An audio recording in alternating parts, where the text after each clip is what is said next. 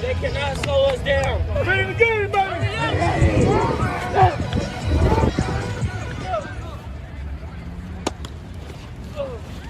Ball.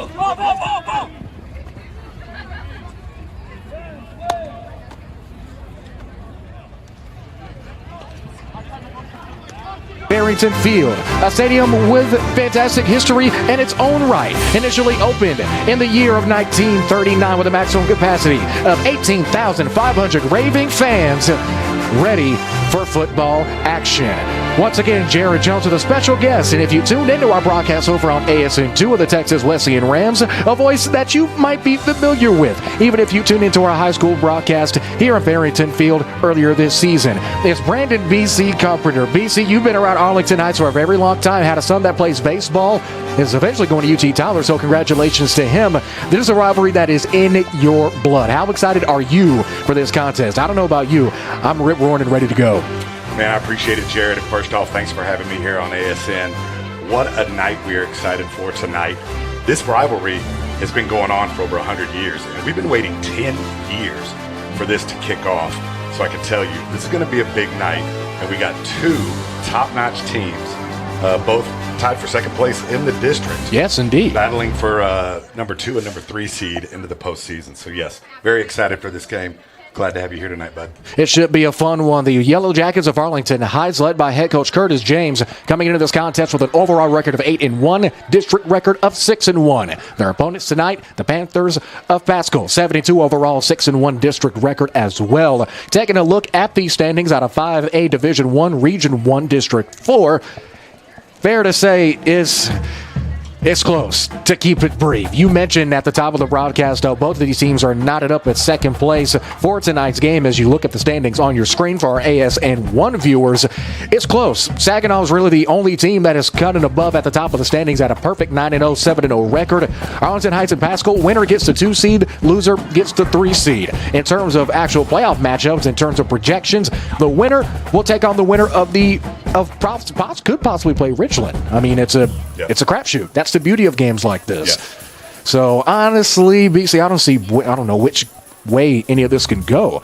I mean, both teams make the postseason, but the difference is how closer are you to either Denton Ryan or Aledo in the later rounds. So what do you think is going to be the main differentiating factor for either of these teams to pull off a win tonight? Yeah, I think you're going to see a really good running game from both teams on offensive side of the ball.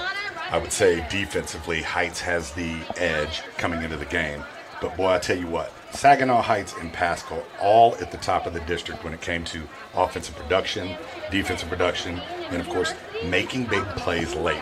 I truly believe that the team that does not make mistakes, doesn't turn the ball over early in the game or late in the game when it matters, probably going to come out on top here. I mean, you talk about the turnover aspect, looking at Heights alone. They haven't thrown a pick all season long. They're a team that's not afraid to throw the ball or run the ball. They're averaging 48 points a contest and allowing 10 in terms of yardage. 160 yards through the air a contest, 218 on the ground. So a pretty solid balance for almost 430 yards apiece. Their opponents tonight in the Paschal Panthers, formerly Central High School until the year 1935. They're coming off, similar to Arlington Heights, dominant wins against Trimble Tech. The Yellow Jackets defeating the Bulldogs 63-7. The Panthers defeating Trimble Tech 49-0. In terms of statistics, Paschal, relatively balanced as well. Almost pound for pound an Arlington Heights offense. 145 yards through the air per game, 237 yards on the ground per game. And one thing to note, and we'll add on him more later, Wiedemeyer, their kicker, who we can definitely see throughout this game. We saw him in the postgame when I was on the field earlier today. This kid's legging 50-yard field goals like it's nothing. Yeah, he was hitting 45-yarders at the end of warm-up like it was just waking up. So it's amazing to see every year after year, whether it be at the high school, professional, college level, how important a great kicker is. And when you have a kicker who's number 13 in the country in total points, I mean, you can't beat that with a stick, my friend. No. You just can't beat it. Especially late in the game. Especially late in games like this, for sure. Yep. Special teams is absolutely going to matter. You know, if you look at that game that Paschal had against Poly, right? What an important game, because Poly had the lead, and Paschal took the lead late in the game. And it comes down to the last play of the game. Poly has a 26-yard field goal to upset the Panthers. And the Paschal Panther special team blocked the field goal as time ran out for the victory that puts them in place right here with Heights today for second seed. I mean, that's just a perfect example. In a rivalry, you just can't beat it. It's as close to a playoff game without it being a playoff game as you can get here at Farrington Field. It's senior night for Heights as they're the designated home team. Let's look at a little bit of the history in the Battle of the Bonfire. We know how fun this rivalry is. Looking at the history of this contest, dates back to the early 60s, I guess you can say, is when the golden eggs for hijinks for this rivalry. In 1962 and 63 alone, no pun intended, was the height of the, like I said, the hijinks of this rivalry. Heights held a bonfire. Paschal students mobbed them with not only Molotovs and weapons, but a couple of Paschal students with flight licenses flew a Cessna plane over the Arlington Heights bonfire and let go purple flaming rolls of toilet paper dropped from the plane. Oh, yeah, and that's only the half of it. We'll get to that more in a brief moment. Lots coming up on the pregame. It's the Battle of the Bonfire. It's Heights and Paschal right here on the Antler Sports Network and AntlerSN.com. Back in 3 minutes. It's Chance Ducote, and I'm the pre-owned sales manager at Moritz Chevrolet. The Moritz Promise is a lifetime warranty on the engine and transmission that's given to you at no cost. It's good for the lifetime as long as you own the vehicle. As long as the car is 10 years old or newer and has under 100,000 miles when you buy it, it's going to come with that. It's going to cover everything, all your lubricated parts that's part of your engine or your transmission. Come see us today at Moritz Chevrolet, home of the Moritz Promise. Not only is it going to give you a lifetime warranty, it's going to give you peace of mind and confidence to buy with us.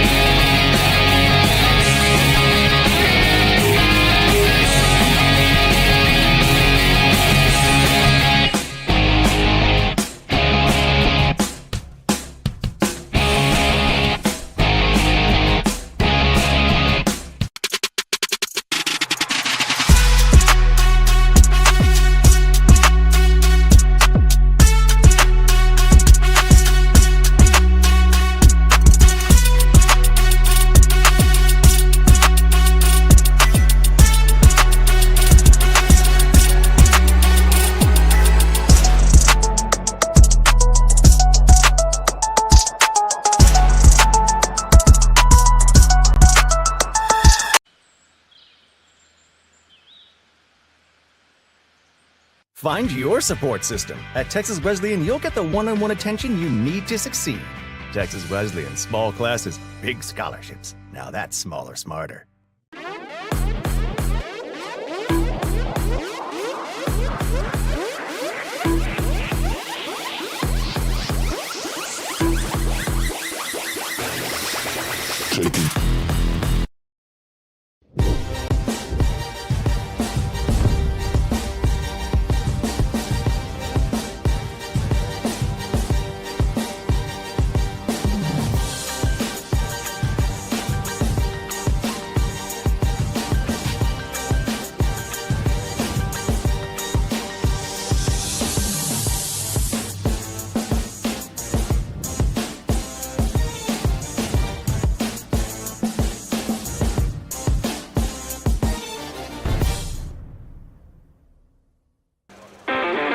As we continue the pregame and the Battle of the Bonfire here at legendary Farrington Field, here on the Antler Sports Network. Continuing the pregame out, the opportunity with speaking to both respective coaches. First, let's start with the home coach. It's Arlington Heights head coach, Mr. Curtis James.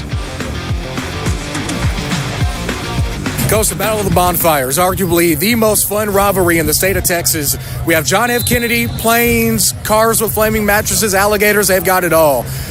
What's your experience been like with this rivalry, even though these two teams haven't met in a while?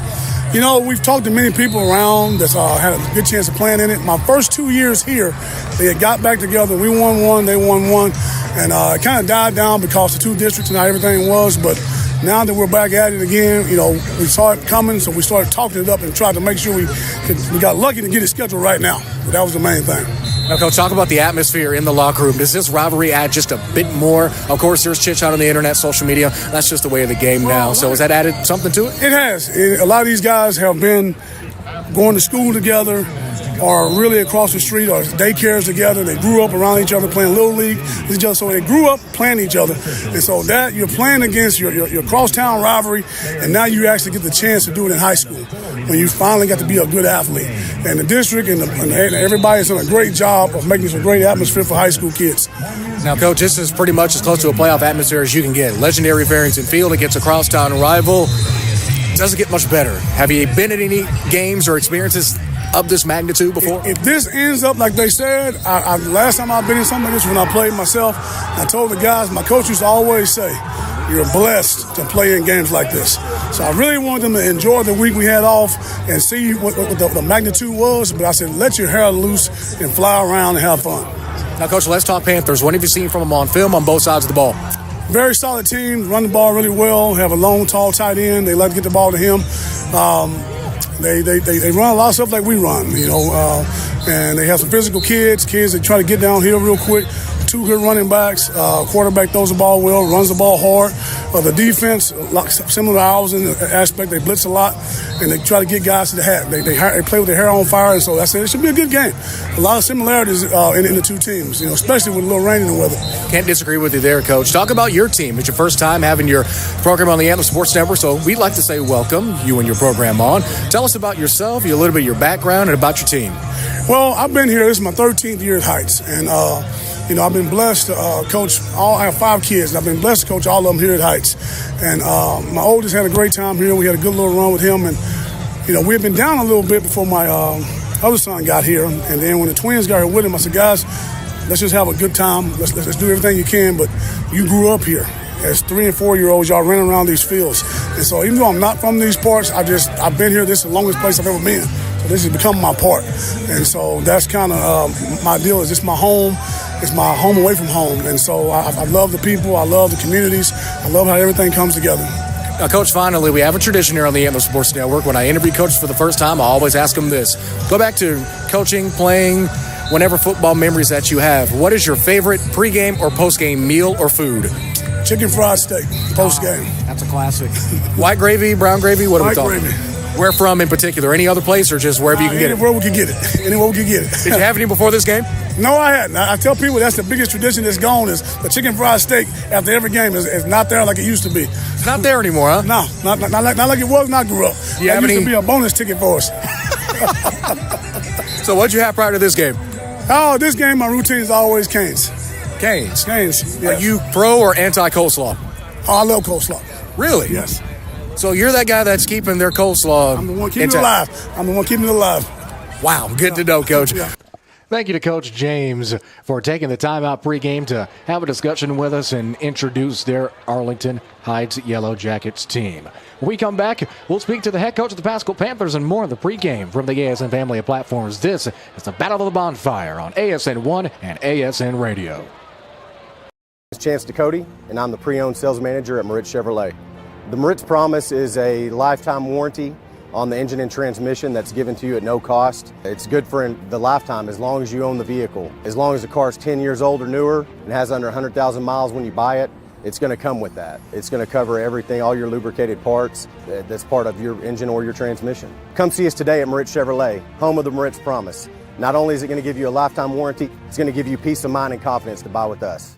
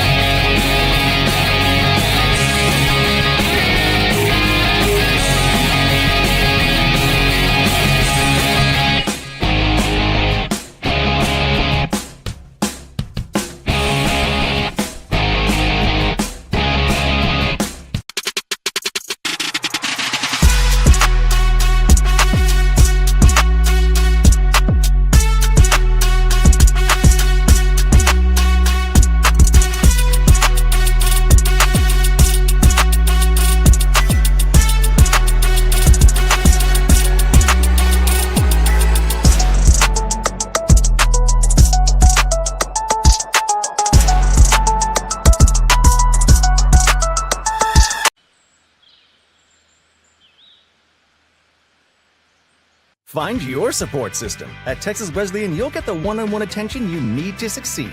Texas Wesleyan, small classes, big scholarships. Now that's smaller, smarter.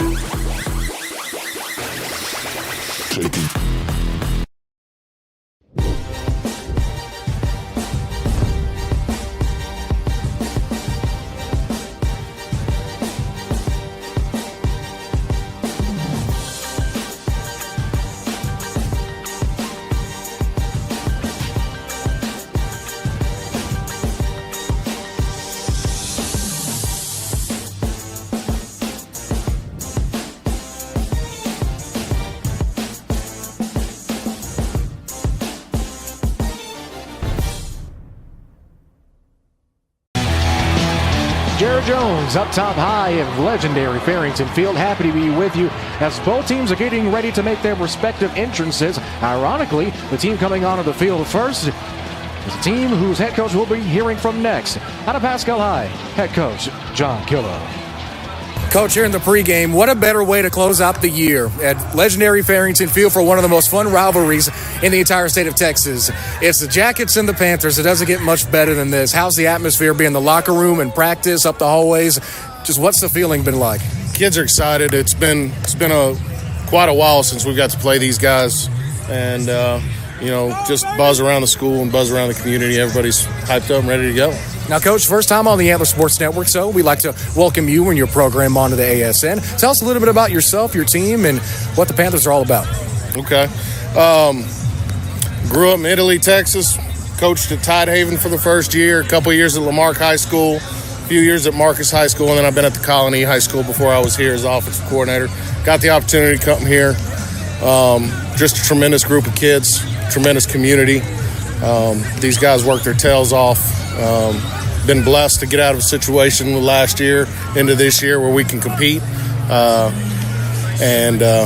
It's just been a buzz around the school, and these kids have worked their tails off and started in the off season and throughout the summer and up till now. So we're just putting our head down, working. Got to go out there and win this football game and set ourselves up for week 1 of the playoffs. What's it going to take to win this football game, Coach? Got to play our best game. That's all there is to it. If we play our best game, I think we'll be fine. But we've got to show up. We've got to play and 4 quarters of football. What have you seen from Heights on tape? Heights is a good football team. They're a lot like us. Their one loss was to Saginaw, and they sort of just didn't get it going there. But good football team, very athletic, and just got to play a physical game with these guys. Now, you said you have to pretty much play a fantastic game, perfect game. Who are some of the guys we could expect to see a lot tonight? Jay Sean Thomas, our quarterback, number 9. Luke Tevis, our big tight end / fullback. 3, Chris Davenport. Our running back, number 20, Marquez Dean. And then defensively, Jace Burton, number 2. Tex Shope, 0 linebacker. Dylan Williams, 55, defensive line. And number 1, Trey Keith. Now, finally, we have a tradition on the Antler Sports Network. When I interview coaches for the first time, I always ask them this question. Even back to your coaching, even your playing days, what is your favorite or go-to pregame or postgame meal, snack, or food? Well, I can't say I really have one because over the years it's changed. Pregame meals have always changed. I mean, when we were at Marcus and in Lamarck, it was always Chick-fil-A and stuff like that. And then the Colony, we were at Jersey Mike's. Here we're a Firehouse sub team. So. Funnily enough, last night, our contest right down the road in Arlington between Summit and Arlington Seguin, Coach over at Summit also brought up Firehouse, and he was a club sub kind of guy. So what are you getting? What are you ordering at Firehouse Subs? Oh, man, I had the Thanksgiving sandwich today for the first time ever just to try it. I've been messing with one of my coaches, my new wide receivers coach. His name's Clint Kiger. He's known as the legend around here. And I've been giving him a hard time about not getting that sandwich for the last few weeks, and he finally got it for me. So must be pretty good. Yeah, it was. It was good. Chance Cody, and I'm the pre-owned sales manager at Moritz Chevrolet. The Moritz Promise is a lifetime warranty on the engine and transmission that's given to you at no cost. It's good for the lifetime as long as you own the vehicle. As long as the car is 10 years old or newer and has under 100,000 miles when you buy it, it's going to come with that. It's going to cover everything, all your lubricated parts that's part of your engine or your transmission. Come see us today at Moritz Chevrolet, home of the Moritz Promise. Not only is it going to give you a lifetime warranty, it's going to give you peace of mind and confidence to buy with us.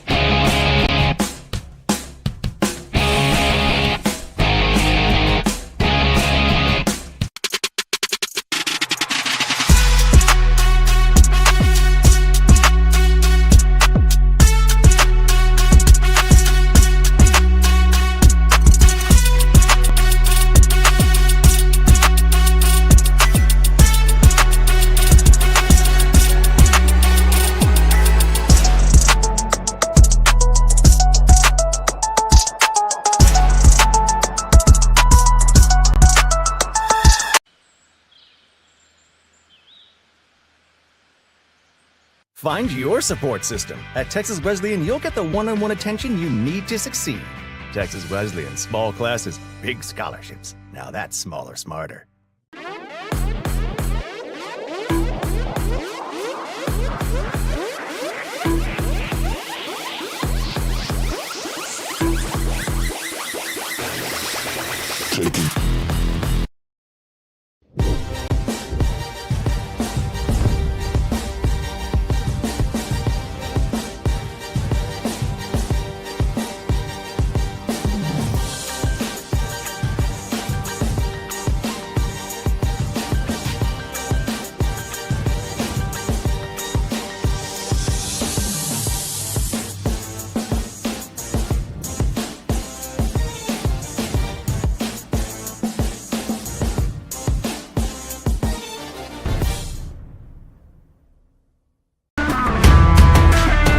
Just moments away from pregame concluding here at Farrington Field. Quick mention, the coin toss held just before the end of our last break. Arlington Heights won the toss and elected to defer to the second half, so Paschal will open first.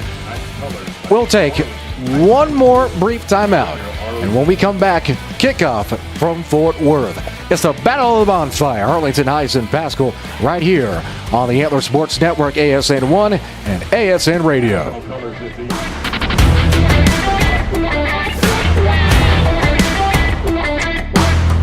Chance Cody, and I'm the pre-owned sales manager at Moritz Chevrolet.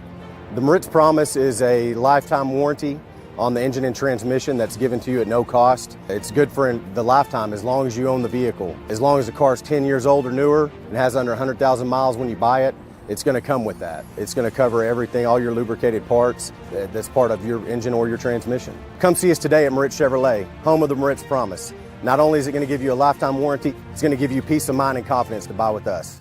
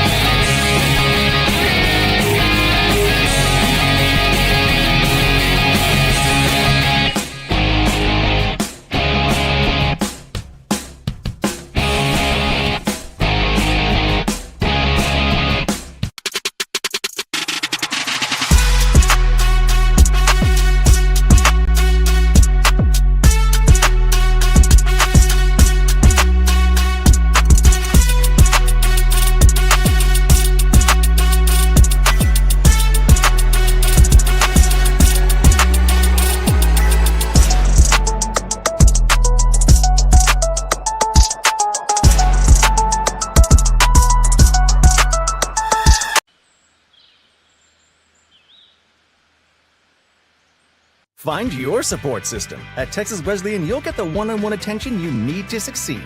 Texas Wesleyan, small classes, big scholarships. Now that's smaller, smarter.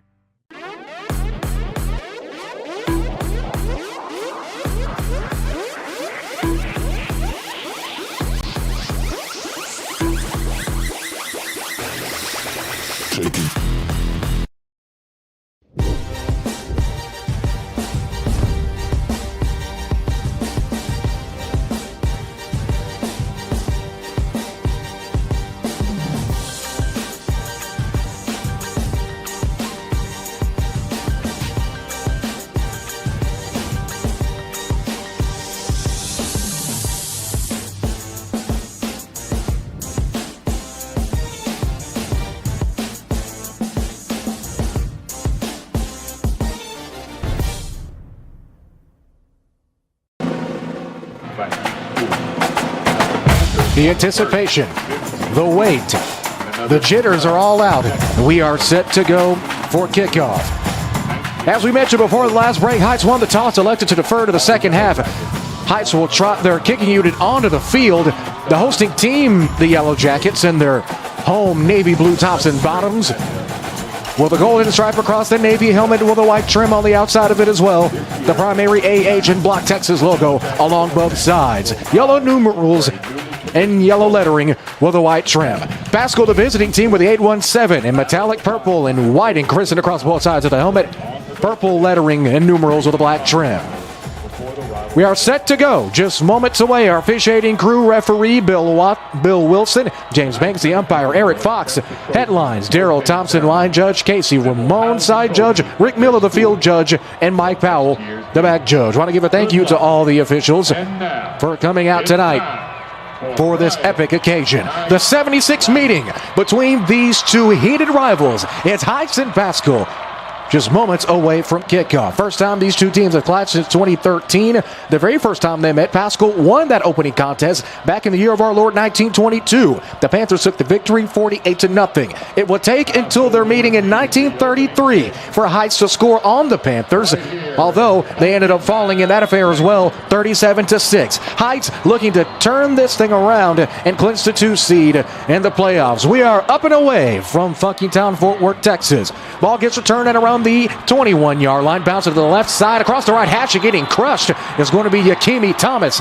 the wide receiver, listed as 5'8", 150 pounds, a sophomore, and Paschal will take the field on offense first. First down and 10. They'll mark it at around the 30-yard line. Trotting onto the field, leading this Paschal Panther team, is Jashawn Thomas, Mike Guerrero, and Marquez Dean, the running backs. Jack English, the wide receivers, along with Luke Tevis, and Chris Davenport. Jackson Haley, the left tackle. Luke Bosart, the left guard. Jordan Hernandez doing the snapping at center. Jesse Vasquez, the right guard. And Rafael Andrade, the right tackle. We'll get to the Heights defense in a shake. If you're listening on ASN Radio, the Paschal offense going from left to right on your respective devices. Make it split in motion, possible bubble screen setup, and it is. Quick throw to the outside is going to be caught. Looking for open space is going to be Neil Everett as Everett bounces out of bounds. Solid gain of, let's mark it around 6 or 7 or so. Bringing up a quick second down and short.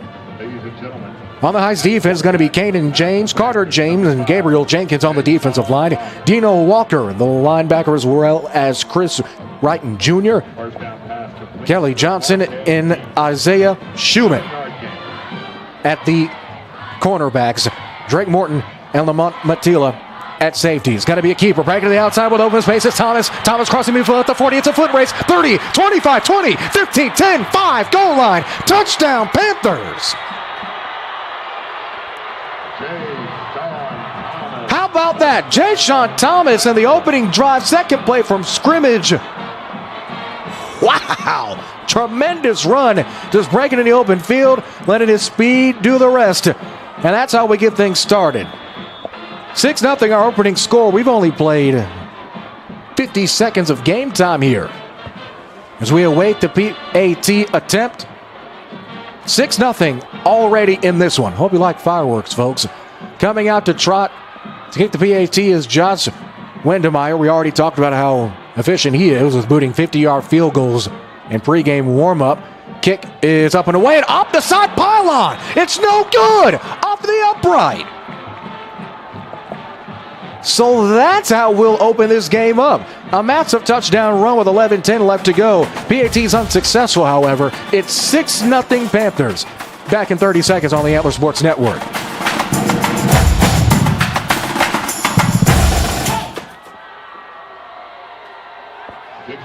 Yard touchdown run by quarterback Jay Sean Thomas.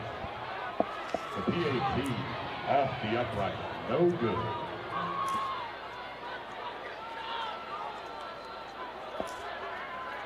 At the Rising City, homegrown and condition for the new iPhone 16 Pro with Apple Intelligence. It's going to be fun, right?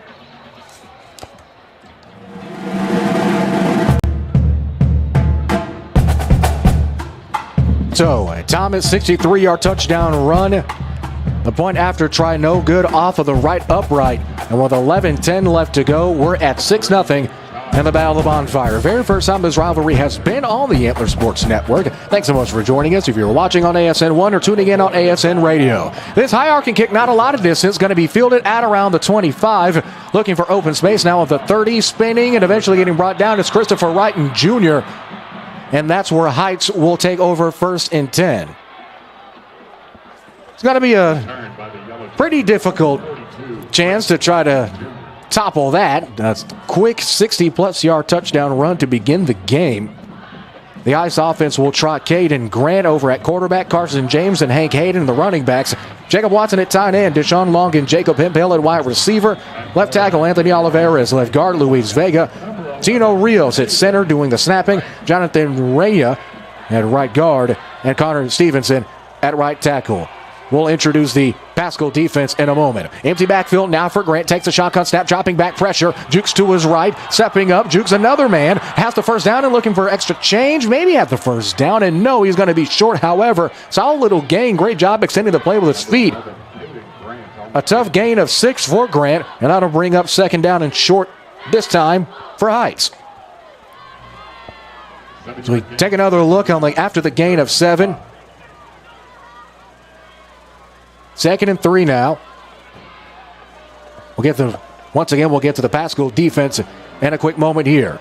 Grant has 2 backs, 3 out wide and a slot. It's going to be a handoff. Breaking to the outside is Carson James. James has a block along. The numbers bounced out of bounds and Alligator rolled. Now before he gains 5. First down yardage. Exactly what the doctor ordered as his drive continues. As we take another look at that run from Carson James, to go ahead and introduce the Paschal defense. Dylan Williams, Rafael Padron, Arias White, and Hank Orley at defensive lineman. Tex Shope, our early contender for name of the game, at linebacker with Trey Keefe. Jace Burton and Matthias Hughes, the corners. Hedges Fury and Luke Jowers at safeties. There's going to be another carry, and it'll be yet another first down for the Heights offense. And kicking off the cleats is going to be another big-time run by Carson James. Gain of 12 will make it first down and 10 once more. And the Heights offense firing on all cylinders with 9:54 and counting left to go in this first quarter, already into Panthers territory. Coach Curtis James leading this Heights offense as they quickly approach the line. Quick squat, they look to the sideline once again. Plenty of time to get a snap off here as we approach the 9.5 minute mark. 14 seconds on the play clock. Double back set, 2 receivers to the left side. It's going to be a quick throw. Pitch to the outside, looking for open space. It's going to be Antonio T.J. Johnson. He gets hit at around the 30. Solid gain once again. That's a gain of 16 yards. Back-to-back big-time plays, 3 straight in a row that were good for first downs. And Heights offense, a team that's averaging 48 points per game, but showing exactly why. James leading the district in total touchdowns with 17. With the way this offense is moving, he might get a couple more tonight. Here's 1st and 10, ball on the 28. Quick glance to the left side of the sideline for Heights once more. Those recent contests, a 63-7 victory against the Bulldogs at Trimble Tech.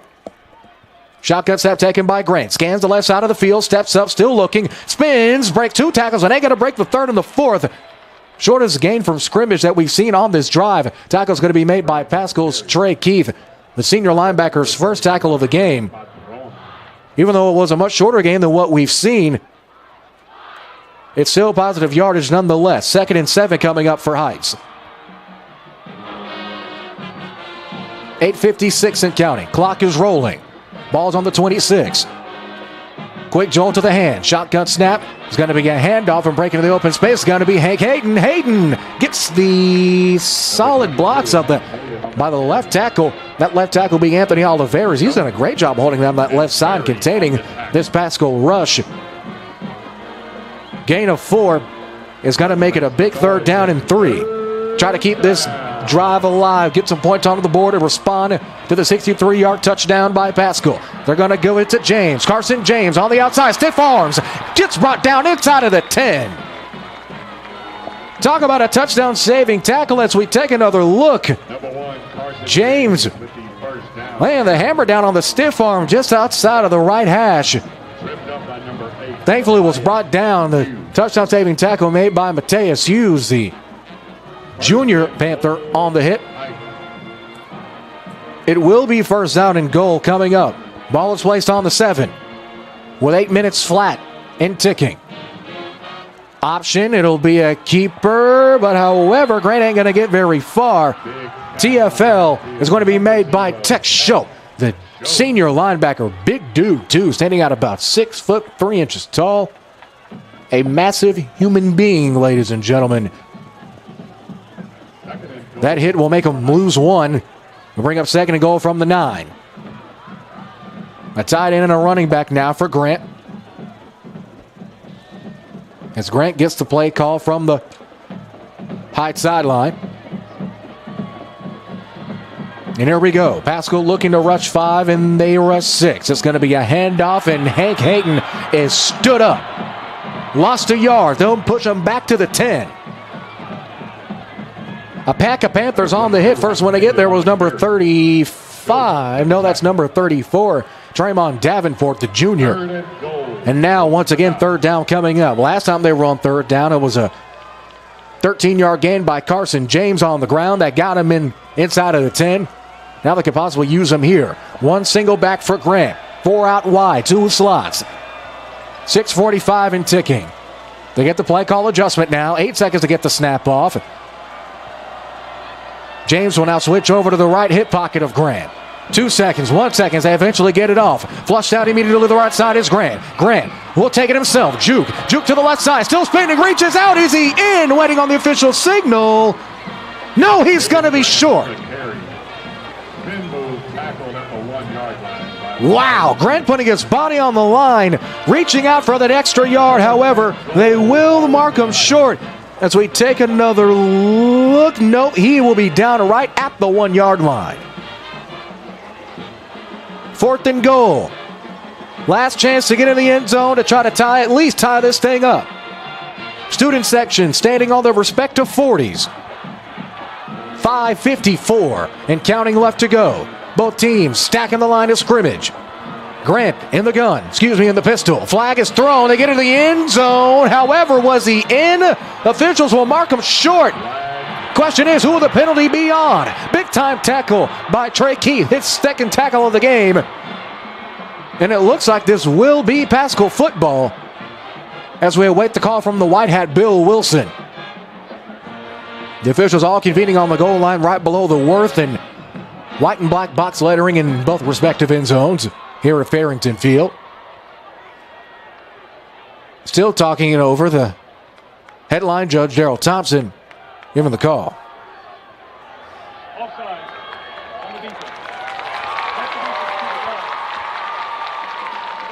So as you heard, the penalty offsides against the Panthers, so their defense will trot back onto the field.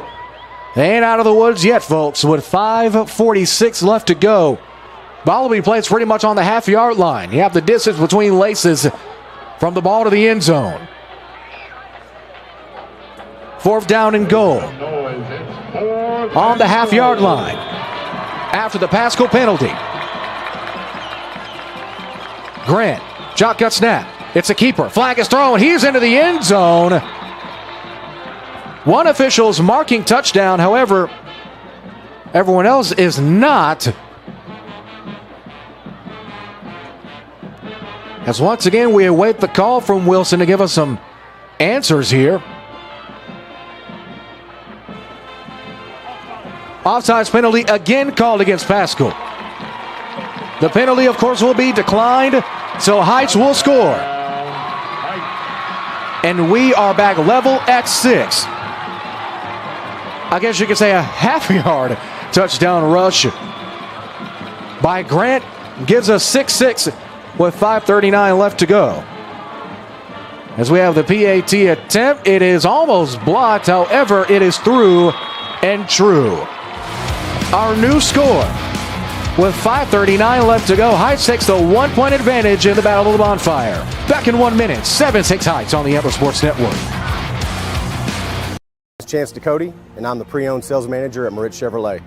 The Moritz Promise is a lifetime warranty on the engine and transmission that's given to you at no cost. It's good for the lifetime as long as you own the vehicle. As long as the car is 10 years old or newer and has under 100,000 miles when you buy it, it's going to come with that. It's going to cover everything, all your lubricated parts that's part of your engine or your transmission. Come see us today at Moritz Chevrolet, home of the Moritz Promise. Not only is it going to give you a lifetime warranty, it's going to give you peace of mind and confidence to buy with us.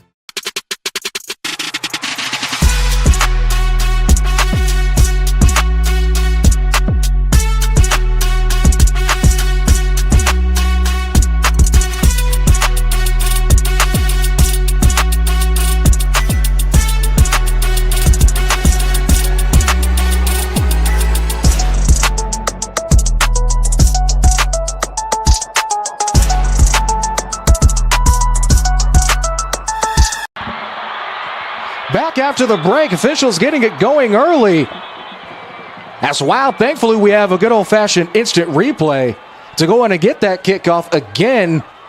Sadly, we missed it, but however, instant replay going back the other way as the Panthers immediately taking the kickoff from around the 25, breaking well in to Heights territory. Very similar to what we saw the last time the Panthers had the football. It was the big play that got him in pretty good field position, but last time they didn't need an opening kickoff, just a 63-yard touchdown run from Thomas as his offense comes back onto the field. 5:33 left to go in this first period. And a rivalry that is in its 76th rendition. Shotgun snap. Flushed out of the pocket. Jump throw, Mahomes style, it's incomplete. Pass was intended for Diego Killingsworth. As a flushed out of the pocket, rolled out, had open space. Though we had a Heights defender right there next to him, a little Mahomes jump pass. However, Killingsworth unable to haul it in. So that'll bring up 2nd down and 10 from the 36.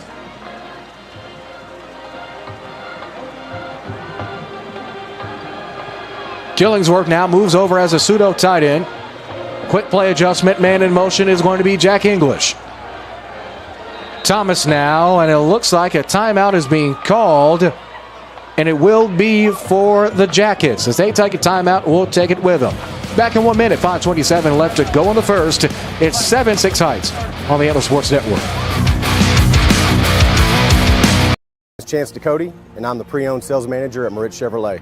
The Moritz Promise is a lifetime warranty on the engine and transmission that's given to you at no cost. It's good for the lifetime as long as you own the vehicle. As long as the car is 10 years old or newer and has under 100,000 miles when you buy it, it's going to come with that. It's going to cover everything, all your lubricated parts that's part of your engine or your transmission. Come see us today at Moritz Chevrolet, home of the Moritz Promise. Not only is it going to give you a lifetime warranty, it's going to give you peace of mind and confidence to buy with us.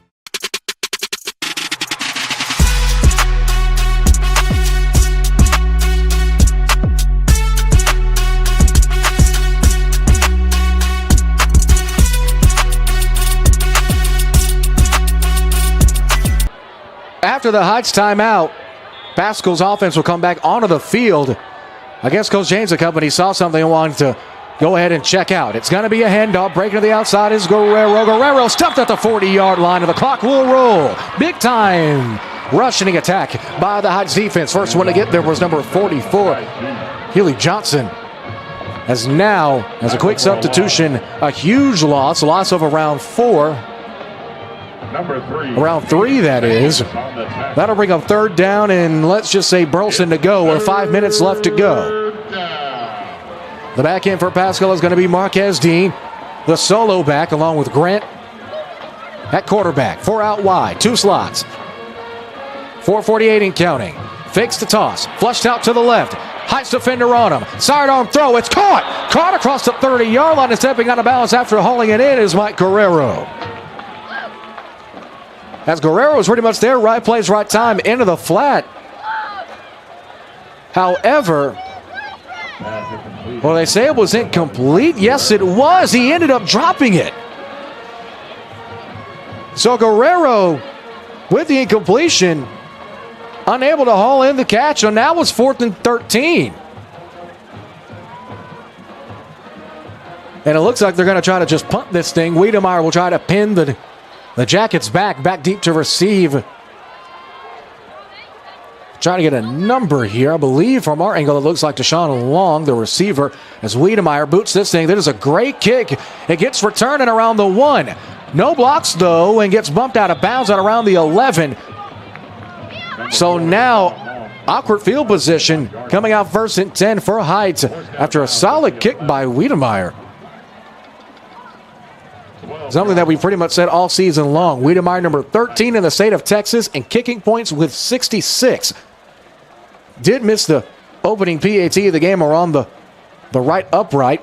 That's given us our 7-6 score with 4.5 left to go in the first. Heights has already called a timeout, and their offense will take over 1st and 10. Caden Grant already has a 1-yard touchdown rush on the day. Takes a snap. It's going to be a handoff. Looking and eventually getting stood up by a host of Panthers. Tex Shope once again on the hit. That's his 2nd tackle of the game. On the carry for Heights is going to be Hank Hayton, his 3rd rush of the game. They'll say he got to the line of scrimmage, but not a single yard more or less than that. That'll bring up 2nd and 10. No, they already give him forward progress, making it 2nd and 8. As we've hit 4 minutes now. 4 out wide. James back at running back. Standing to the right of Grant. Grant takes the shotgun snap, immediately drops back. Screen set up and it's hauled in. Looking for open spaces, going to be TJ Johnson. Johnson gets 1st down yardage. Gain of around 14 will move the sticks. Great patience by Grant to let the blocks develop. We saw the benefit of that there. As the Paschal defense got there to him pretty quickly, had 4 right in front of him. Grant just dumps it off to Johnson. Gets 1st down yardage and a little bit of extra change. Fresh set of downs, it's 1st and 10. 3.5 left to go. Ball's on the 27-yard line. Grant has 2 backs. Paschal rushes 6. They get it to Hayden. Hayden bounces along the outside. Short gain, if any. Tackle's going to be made by Noah Dillon. First time we've said his name this evening. Gain of 1 will bring up 2nd and 9. 3 minutes left to go in the first period. And a quarter that opened up with a 63-yard touchdown rush for Paschal. For our first score of the game, both teams have seemed to have settled down, as this is going to be Carson James again. Ball comes out. Did he get it back, though? It's still loose. Gets picked up by Heights. Heights still has it. So what was initially a fumble turned into a gain of 12 for the Jackets. 1st and 10. Carson James recovers his own fumble. As James not only fumbled it once, got poked out again, but got it back a 3rd time. So now that brings up 1st and 10 for Heights. Wow. Ball's right on the 40. Shotgun snap. RPO. Throw the outside to Johnson's complete. Jukes across the 50. Gets into Paschal territory. Gain of 11. 1st down and 10 once more. Number 2, Jason Burton. As we await the clock to move yet again, they'll put him on the 49, and it is rolling, folks. 2:15 in a very quick first quarter. 49-yard line. After the 11-yard reception by Antonio T.J. Johnson, the 6'2", 201-pound senior. Paschal already whacked for 2 offsides penalty. Both of those penalties over inside of the 5. Shotgun step by Grant. It's a quick throw to Johnson again. Johnson has a block, turns up, around the 40. Has one more man to beat before he gets to the 3rd level. However, going for the ankle is a great open field tackle made by Hedges Ferry.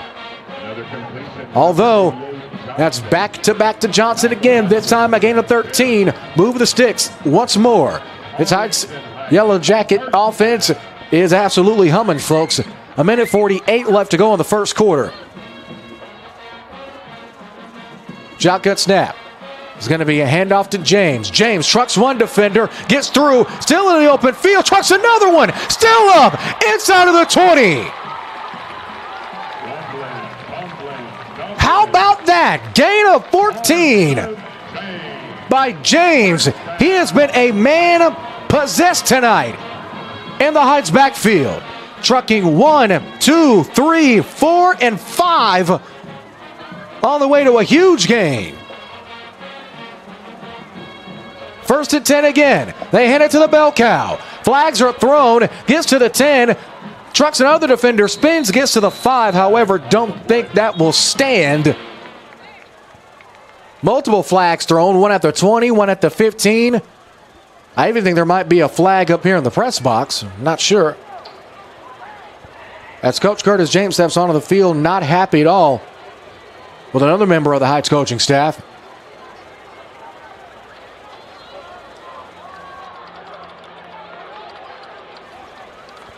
My guess could possibly be a chop block penalty called against Heights, but not 100% sure. Let's head over to Bill Wilson to get some answers. Illegal block below the waist on the defense. Half the distance to the goal. Automatic. First down. So it is a chop block, but instead of against Heights, it's going to be for the Panthers, and that will put them half the distance to the goal. First and goal's coming up for the Yellow Jackets in a drive that's been the best drive of the game so far. 1:15 left in the first. Ball is on the 3 after the penalty. They're going to hand it off to James. Smart decision making there into the end zone. 6. Touchdown, Heights.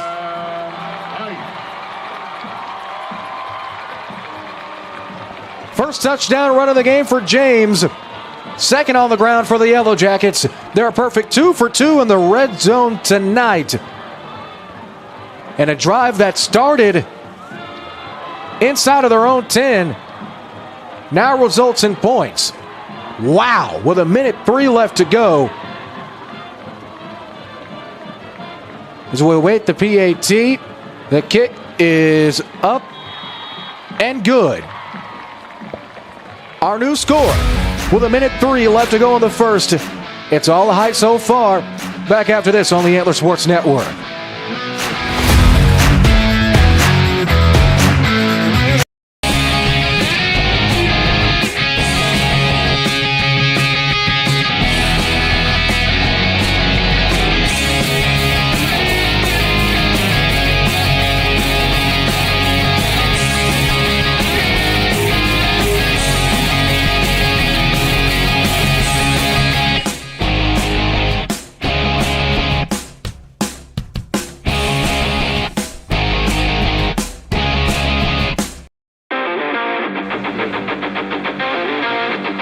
Here in the first quarter, we have a minute and 3 seconds left to go.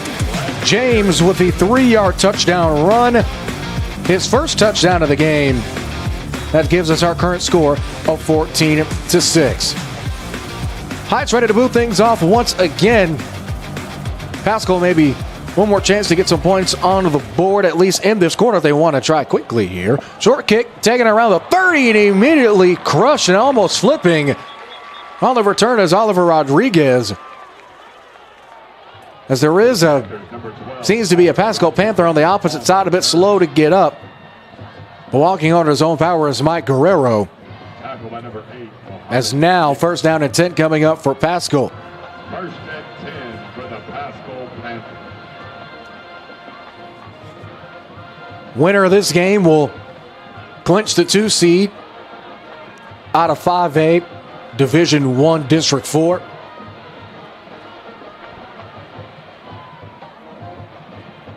It could possibly face either Denton Ryan or Richland or Azle. We'll have those scores along with other scores in the area at the half. Now first down and 10. 59 seconds remaining in this first quarter. Man in motion, faking the toss. Throw to the outside is going to be hauled in by Jack English. It's English, solid gain.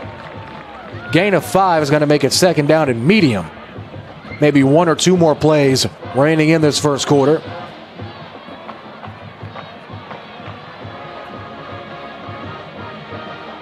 There's now 39 seconds left to go after the rush, after the reception by English. English, his second catch of the game. 15 seconds left to go. Man in motion is going to be Lucas Tevis. It'll be a handoff, shading off one tackle, and immediately stood up by a swarm of Yellow Jackets. Not before he can gain 3. It's going to be number 20, Chris Harris. Excuse me, that's number 20, Marquez Dean, the senior on the run.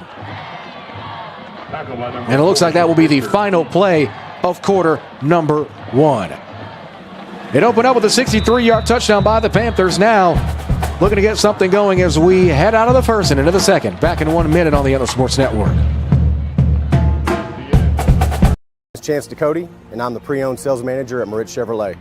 The Moritz Promise is a lifetime warranty on the engine and transmission that's given to you at no cost. It's good for the lifetime as long as you own the vehicle. As long as the car is 10 years old or newer and has under 100,000 miles when you buy it, it's going to come with that. It's going to cover everything, all your lubricated parts that's part of your engine or your transmission. Come see us today at Moritz Chevrolet, home of the Moritz Promise. Not only is it going to give you a lifetime warranty, it's going to give you peace of mind and confidence to buy with us.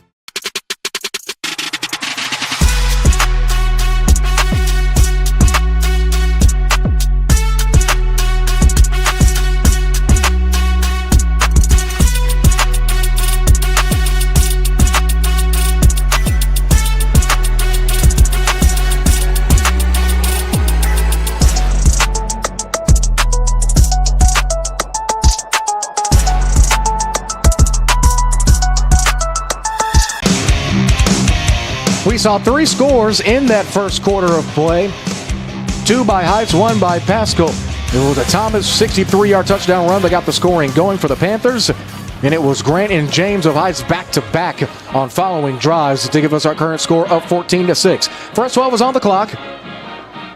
3rd down and short coming up for the Panthers. Going to be a run to the outside. Dean shuts off one tackle, pushes through, and once again met by a swarm of Heights defenders.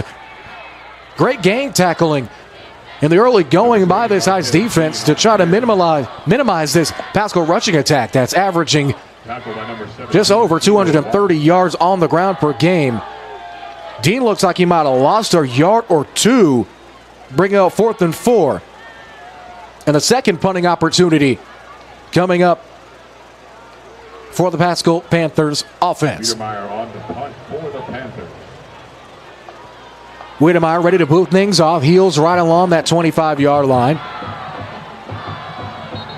And a flag is thrown pre-snap. A little bit of extra movement into the trenches there as we get the call from Bill Wilson. False start penalty going to be called against Paschal.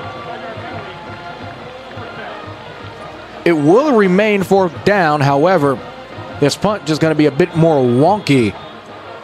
Or if anything, with a kicker of Wiedemeyer's stature, you have to think it could possibly be an easier kick. As this one is off and away. Return by Heights at around the 40. Get to the outside of it. Again, Goldberg speared. Heck of a tackle by Noah Dillon. His second tackle of the game. He has not been afraid to trade paint this game, that is for sure. With 10:55 left to go in the second. A chance to possibly make this a 3-possession game. The Heights Yellow Jackets offense has an opportunity to do so, as they've scored on back-to-back drives on a 1-yard touchdown run from Grant and a 3-yard touchdown run from James. Could they possibly make it 3 straight drives with a trip to pay dirt? Here we go. 1st and 10. It's going to be a handoff to the bell cow, James. James pushes forward. Gain of 3, they'll make it. They'll put him down at the 45-yard line. 2nd and 7 on the way. We have a moment. Let's take one more quick second to look at the district standings coming into this game. Of course, Paschal and Heights sitting at third and fourth, respectively. Well, second and third, respectively, that is. Breaking down the sideline, looking for open space is going to be Grant. Grant still up, pushing forward. That's James, excuse me. First down yardage, move the chains. First and 10, Heights once more. James pretty much had his way with this Paschal defensive front so far on the ground. Has been borderline perfect so far tonight. Fully expect Coach James and company to just keep putting the ball in his hands because it's making things happen. 10 minutes and counting left to go. Flag is thrown on the handoff to Hank Hayton. As now, flag was thrown in the region of holding. So we get the call from Bill Wilson. Oh, it's going to be a false start penalty called against Heights. That'll knock him back 5 yards. And repeat first down. First false start penalty called against Arlington Heights.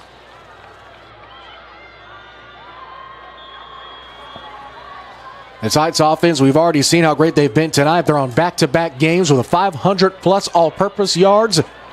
Looking to continue that here. Flag is thrown. Jumped by the Paschal defense. However, no free play given. It will whistle the play dead, and it looks like Heights will get some of those yards back.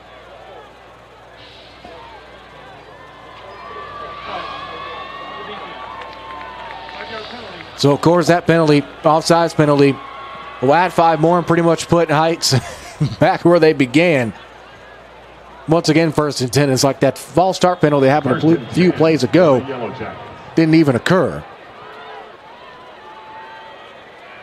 After the offside, it's first and 10. Option, keeper by Grant. Grant jumps through down up to 20, or at least to 21, and that's where they will mark him down. Gain of 7 will make it 2nd and 3. Of course, Battle of the Bonfire, not the only rivalry game. It's an all Grapevine, Colleyville ISD matchup. The Panthers of Colleyville Heritage up 8-7 against Grapevine. That game of the first quarter. Second and short after the run. They get it to James. James on the sideline puts his head down, breaks a tackle, and pushes forward. Gain of 6 will move the sticks.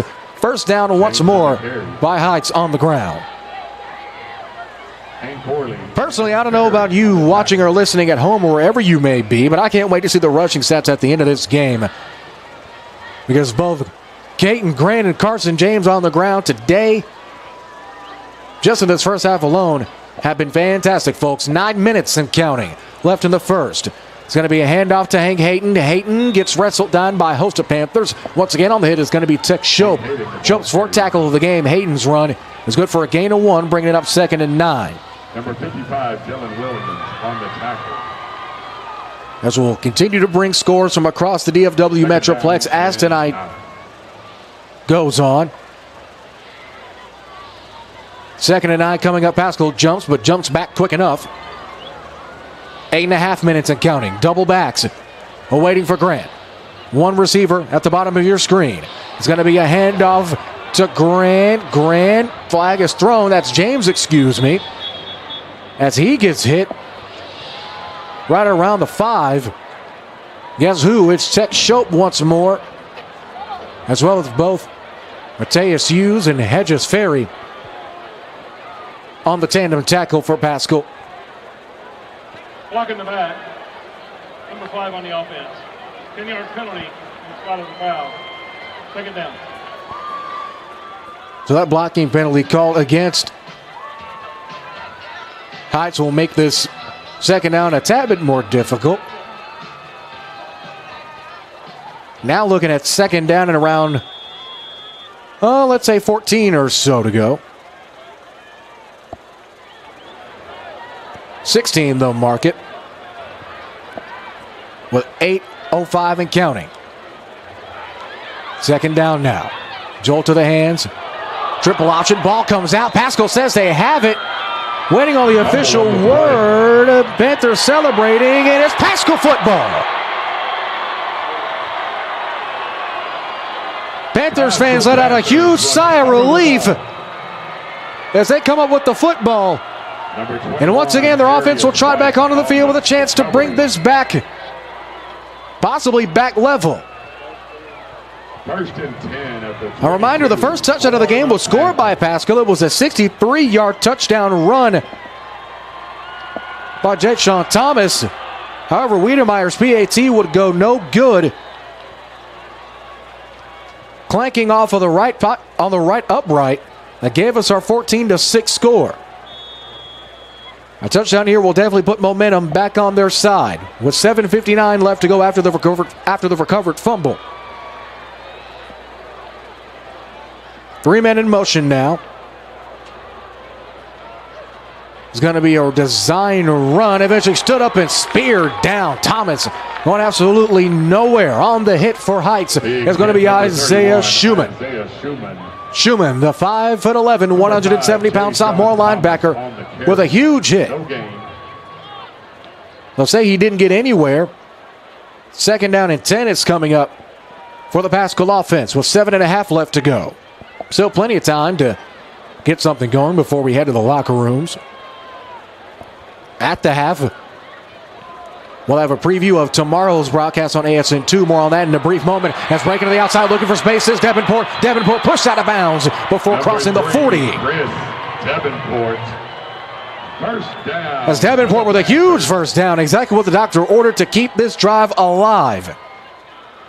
Heights initially bit on the outside run. Davenport broke the initial tackle, gets to the 40. And now Paschal threatening Yellow Jackets territory. Now 1st and 10. Handoff is given to Guerrero. Guerrero, no check that. That's Dean once again. Number 27, Makai G on the carry. Dean gets 4. Making it 2nd and 6. Chris Harris. 2nd down and at the half, we'll hear from my broadcast partner, Jimmy the St. Christopher, as he has a talk with Texas Wesleyan head football coach Brad Sherrod ahead of their matchup against the Lions of Langston. The newly ranked 9th Texas Wesleyan Rams take on the Langston Lions in the Sooner Athletic Conference matchup over on ASN2. Go to antlersn.com/CFB for details. Stepping up into the pocket, looking is Thomas. Thomas thought he wanted to have a man in the flat and throw, but instead he's going to call his own number. Breaking another tackle at the 40. Still up at around the 37-yard line. 1st and 10 after the big-time run. Jay-Sean Thomas. Jay-Sean Thomas keeping that play up longer than a Whataburger. Huge play crossing fields into Yellow Jacket territory with 6:07 and counting. Huge play. 1st and 10. On the run, it's going to be Dean again. Dean, once again, another gain of 5 or so. Dean so far on this one averaging around 4 to 5 yards a carry. Well, mark him at the 35-yard line. They hand it to Dean again. Dean to the outside, has a block. Huge hit. Trading paint with him is going to be Christopher Wrighton Jr. Dean on the carry. Dean pops right back up. Kudos to him because he got absolutely popped on that hit. 5:20 left to go, and they rush back to the line. 3rd down now. It's Dean to the outside. Has a lead block. 1st down yardage and some extra change before getting hit. Gain of 5. Will give the Panthers a fresh set of downs with 5 minutes now left in the first half of play. A reminder that Heights won the toss, elected to defer in the second half. So if you're Paschal, you want to get as much momentum heading into the break as you can, especially with a Heights rushing attack that's been absolutely potent. After the carry by Dean, it's 1st and 10 from the 24-yard line. Shotgun snap. It's keeper by Thomas. Thomas has a defender draped over him, eventually gets to the 20. Gain of 4 will make it 2nd and medium. As we have all the cheerleaders who are right here across from us here at Farrington Field of the Paschal student section, taking up an entire chunk right at the 40. Same thing with the high student section right below us here. Whistle blown dead, and it looks like Coach James wants to talk things over. As he calls his second timeout, we'll give our sponsors a chance at a message. Back in 30 seconds, 4:22 left to go. It's 14-6 Heights Paschal threatening, though. Back in 30 on the Antler Sports Network, ASN Radio, and AntlerSN.com.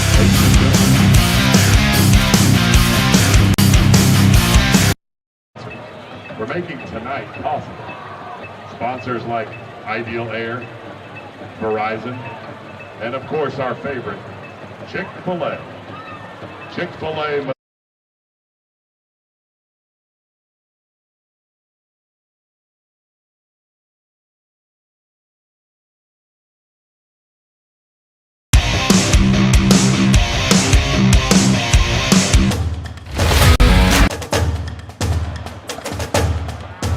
After the break, 4:22 left to go in the first half. Paschal looking to get on the board for the second time tonight. Still down 14-6, but similar to that last offensive drive by Heights, this Paschal offense is rolling. Both teams have been fantastic on the ground. That's been the main story. Whose running back is better? Whose defense can tackle?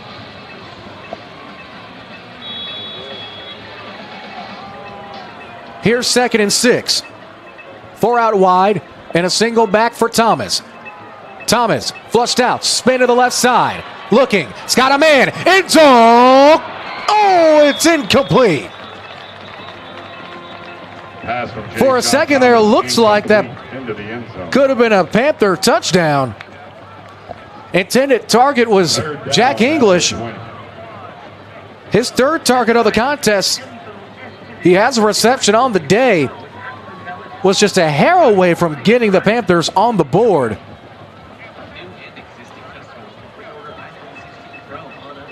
Also in the vicinity was Guerrero, so looks like it could have possibly been hauled in by him too, at least from our angle. Ineligible player downfield on the offense. 5-yard penalty. 2nd down. You heard Bill Wilson. An eligible player downfield. That penalty whacked against the Panthers. It will negate the incompletion. But most importantly, it will make it 2nd and 11. Handoff now at the 20. Still going and pushing forward and getting some of those penalty yards back. On a fantastic run is Guerrero, and it looks like there's an injured Yellow Jacket down. And as he gets treated to, we'll take a break for this on the Antler Sports Network.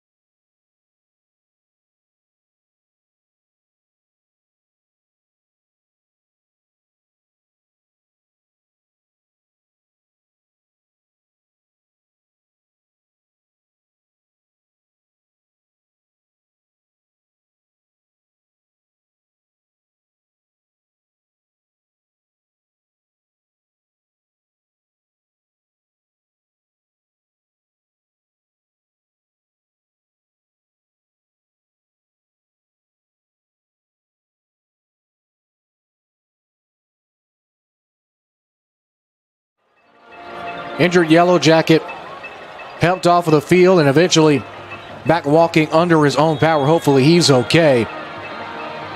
So after that last run, makes it 3rd down and 4 coming up for Paschal. It's a keeper right down Main Street along the left hash. No appointment needed to get into the mayor's office down at the 10. Gain of around 6 will make it 1st down and 10 from the 11. As Thomas has done a fantastic job on the ground as well. Both quarterbacks have been solid in their ground attack along with their running backs. We know both teams like to run the ball. Thomas in the 49-0 win against Trimble Tech went 5 for 8 through the air, 75 yards and a TD. Also led on the ground with 5 rushes for 59 yards and 2 more touchdowns. So here's 1st and 10. It's Thomas. Faked out every Navy uniform in the building. Touchdown, Panthers.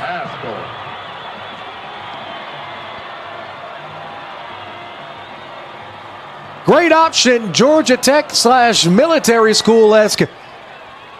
Faked out the Heights defense. Easy throw in the end zone for the 11-yarder as Wiedemeyer will trot on the field for the PAT attempt. With 3:26 left to go,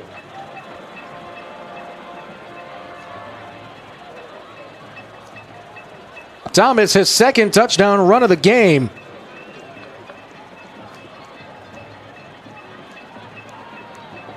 That's a snap, the kick, it is up. No upright needed this time. It's Bueno. Our new score with 3:26 left to go in the first half. Paschal strikes back.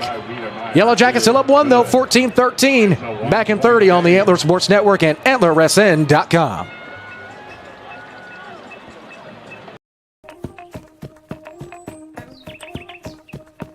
We dream big at Fort Worth ISD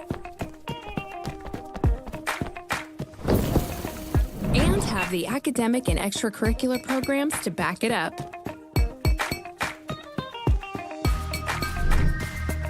Reach for it and dream big.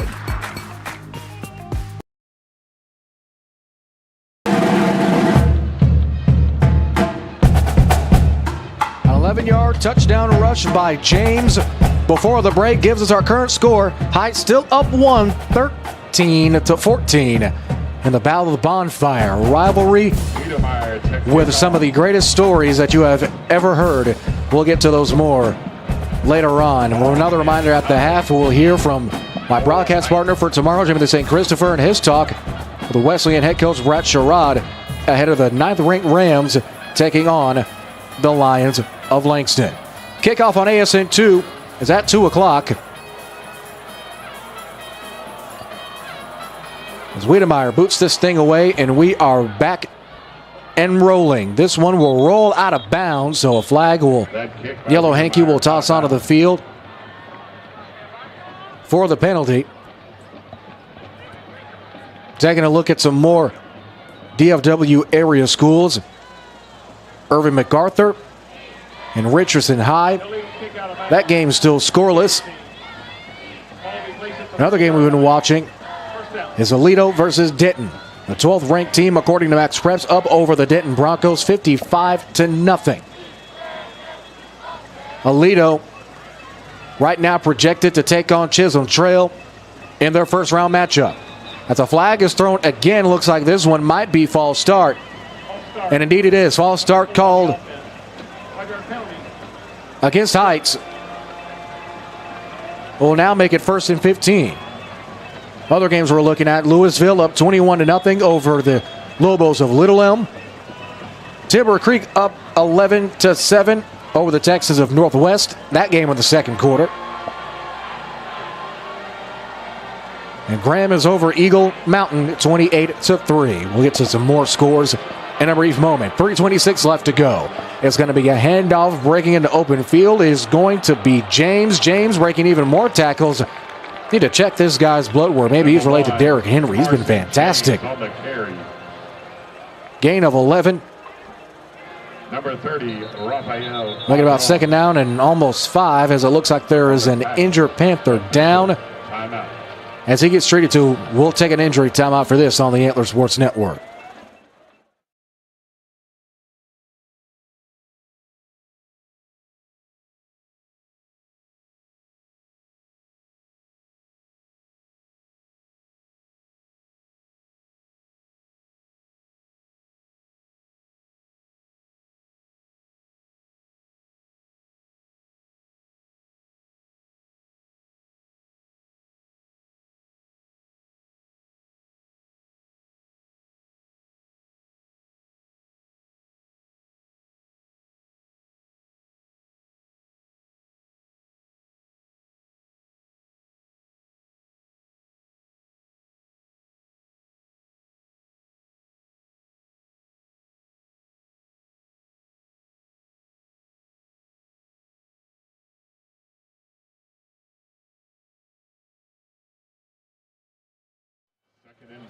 Rafael Padron, the injured Panther, as he gets escorted off of the field. Hopefully he's going to be okay. With 3:05 left to go. Now 2nd and 6 for the Yellow Jackets. Jolt to the hands. It's an option. This time a keeper. Grant has it. Gets across the middle of that Paschal defense. It only gains 2 yards, though. Now a 3rd and short opportunity with 2:50 and counting left to go. You'd have to think a first down here will put them in the driver's seat to possibly keep the football for the rest of this game. As we have an update out of North Richland Hills, we'll get to that score in a moment. Big 3rd down coming up. Inside of 2.5 minutes. Shotgun snap. There's going to be a handoff. Stood up, breaking 1 tackle, breaking 2, but not breaking the 3rd, however, does get the first down. It's another big-time run from James. And by our standings, at least for in the early going, an early contender for player of the game. As Grant has been absolutely fantastic in yards after initial contact. After the short gain, it's 1st and 10 again. Here's Grant. Grant with a lane. Grant across midfield at the 40, still up, down at the 37-yard line. Number 11, Hayden Grant on the first down carry. 24-yard rush with 1:55 left. 16-yard gain. Now coming up on 1st and 10 on the 42. The Paschal 42. Double backs now for Heights. 2 lone receivers, 1 in the slot. That slot receiver being Jacob Hemphill. Paschal looking to send the heat, and they do. Great outside block. Gives James a lane, and that's all he needs, folks. Wrestled down and around the 30 by Tech Shope once again. Stays in bounds. 7-yard gain. On the gain of 7, that will now bring up a 2nd and 3. And it's all important for this Paschal defense to try to stop this rushing attack. They've sent heat and they're getting tackles, just not been able to bring this guy down. That guy being Mr. Carson James. Another rush. Waiting on the official ruling. See if they'll give him first down yardage. Yes, they will. Move the sticks. 1st down and 10 again. 1st and 10 at the 20. Inside of a minute now. Knocking on the door of the red zone. They need to get to the 18. Taking every single second they can. There's 13 seconds left to get the snap off. Now within the dime seconds. 9, 8, 7, and 6. Shotgun snap. It's Grant. RPO. Throw. It's incomplete. Right over the head of the intended target, Hemphill. Also had a man. The receiver at the top of your screen at that last play was Antonio Johnson, the 6'2 big man. The target was along the sideline, was open. Great downfield coverage by the Paschal secondary. Now 2nd and 10, 31 ticks left to go in the first half. Low snap. RPO once again. Pump faking. Step back. Juke to the right side. On throw is waiting on it. Looks like it might have been incomplete. Either way, there is a yellow hanky down. A penalty thrown. As we await the call, one thing to know, Richland absolutely dominating Hazel. 51-14. That score in the 2nd. At least we believe that score is right. We'll try to get an update in just a quick shake. An eligible man downfield, penalty called against the Yellow Jackets. We'll push them back. Now 2nd and 15 coming up. 25 seconds remaining. Empty backfield now for Grant. Grant, bubble screen. It's caught. Juke 1 defender, 2, but Paschal's defense comes up once again. And guess who? With a 7th tackle of the game, it's Tech Shope, the senior. Fantastic game so far. As Hemphill on the catch, didn't gain a yard. That brings up 3rd and 15. And a timeout is called. As Arlington takes their final timeout, we'll take a timeout with them. Back in 15 seconds. Our score still 14-13. Jackets threatening on the Antler Sports Network and ASN Radio.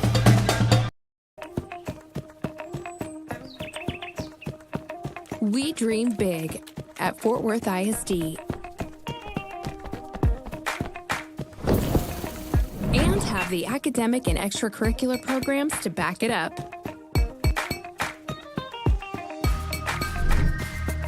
Reach for it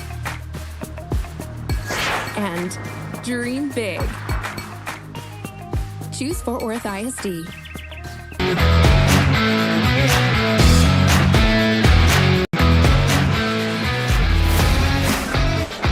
After Heights calling their final timeout, they're up 1 with 15 seconds left to make something shake before heading to the locker rooms.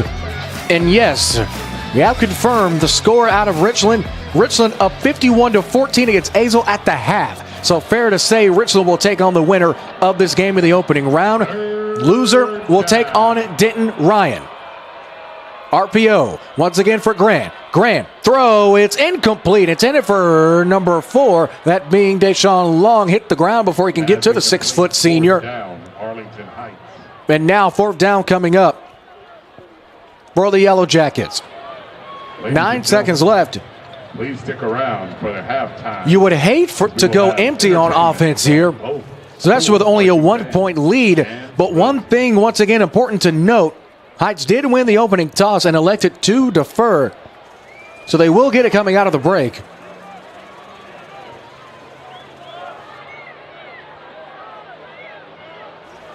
After that incompletion, 4th and 15 coming up. 9 seconds left. Grant dropping back. Flushed out to the left. Jukes to the right. Spins left. Looking. Running throw into the flat. It's picked off. Intercepted. Paschal football. And that is how we will end the first half. Intercepted by Noah Dillon.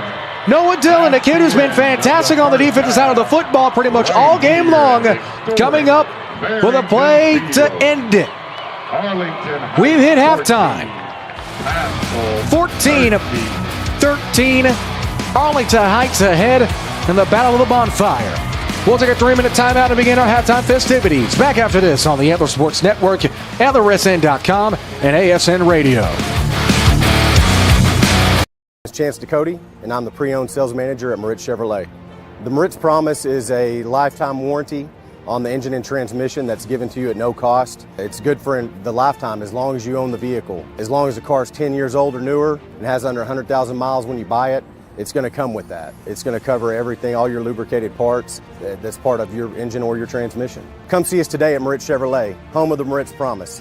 Not only is it going to give you a lifetime warranty, it's going to give you peace of mind and confidence to buy with us.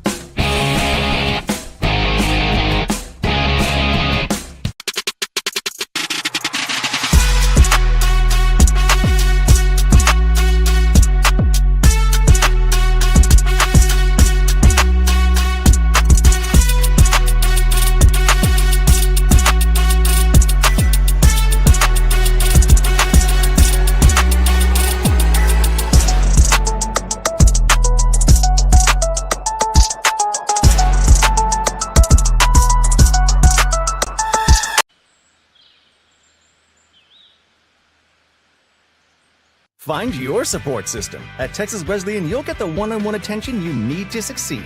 Texas Wesleyan, small classes, big scholarships. Now that's smaller, smarter.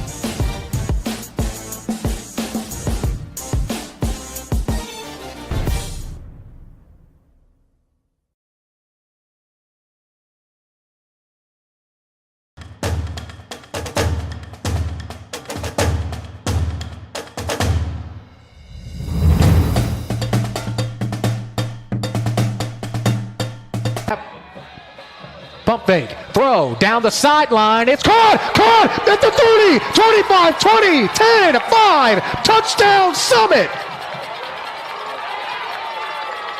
Mesh jukes along the left side, along the left hash. Ball comes out, football comes out. Summit says they have it. Waiting on the official ruling, and they do. It's Summit football. Brown, the man in motion, moves over to a slot. Snap, it's going to be a handoff. This time into the open field, looking for room is Jimani Smith. Smith at midfield at the 45-yard line. Big time play. Move the stick. Arlington Lamar High School. Brown back in motion. Keith the tight end. Andrews. Play action. Drops back. Fade ball. Sideline. Caught. 5. Touchdown Cougars. Back the field on offense after a 74-yard touchdown pass to Young. As now with it is Bird in the gun. Delayed handoff and immediately met behind the line of scrimmage. Big time tackle. TFL is going to be made by 947 yards, 105 yards a game, 11 house calls. Bird drops back, looking to his right. Loft ball to Nettles. It's caught. Caught in front of the Summit sideline at the 30. He does haul it in. Bird in the gun, faking the handoff. Play action. Lays it deep along the left side. Caught! Touchdown Summit! Going from right to left on your respective device. Andrews in the gun, has 3 out wide. Brown notably to the left side of Andrews. Handoff, Smith, end zone, touchdown, Seguin. Andrews is under center. Man in motion is going to be Mesh. It's going to be a toss. Smith into the open field. It's in for 2. Worth. And we still have 3 more quarters of football. Bird in shotgun. 2 out wide. It's a quick swing pass and immediately blown up and met. It's incomplete. Pass was intended for Zayden Smith, the sophomore. The most recent game over back on Halloween. A 21-0 victory over the Bulldogs of Everman. It's going to be a handoff to Nettles. Nettles, head of steam, pushes through. Gain of 13 is going to gain of 11 make that. Is going to make it a fresh set of downs for Summit. And a successful 2-point conversion once again by Jimani Smith. Here's first down after the penalty. Delayed handoff to Nettles. Nettles has him laying up the middle. One more man to beat. Gets brought down at the 25-yard line. It's going to be a direct snap and a keeper. Back to the outside with a burst of speed. Getting tripped up, still pushing forward. Is going to be into the end zone. Touchdown, Ian Gebhardt as he dives through. Waiting on the scene to land. It is. Smith in motion. Looking. They get it to Brown. Brown on the bubble. Has open space. Has blockers, but eventually a touchdown saving tackle made it around the 40-yard line. First and 10, however.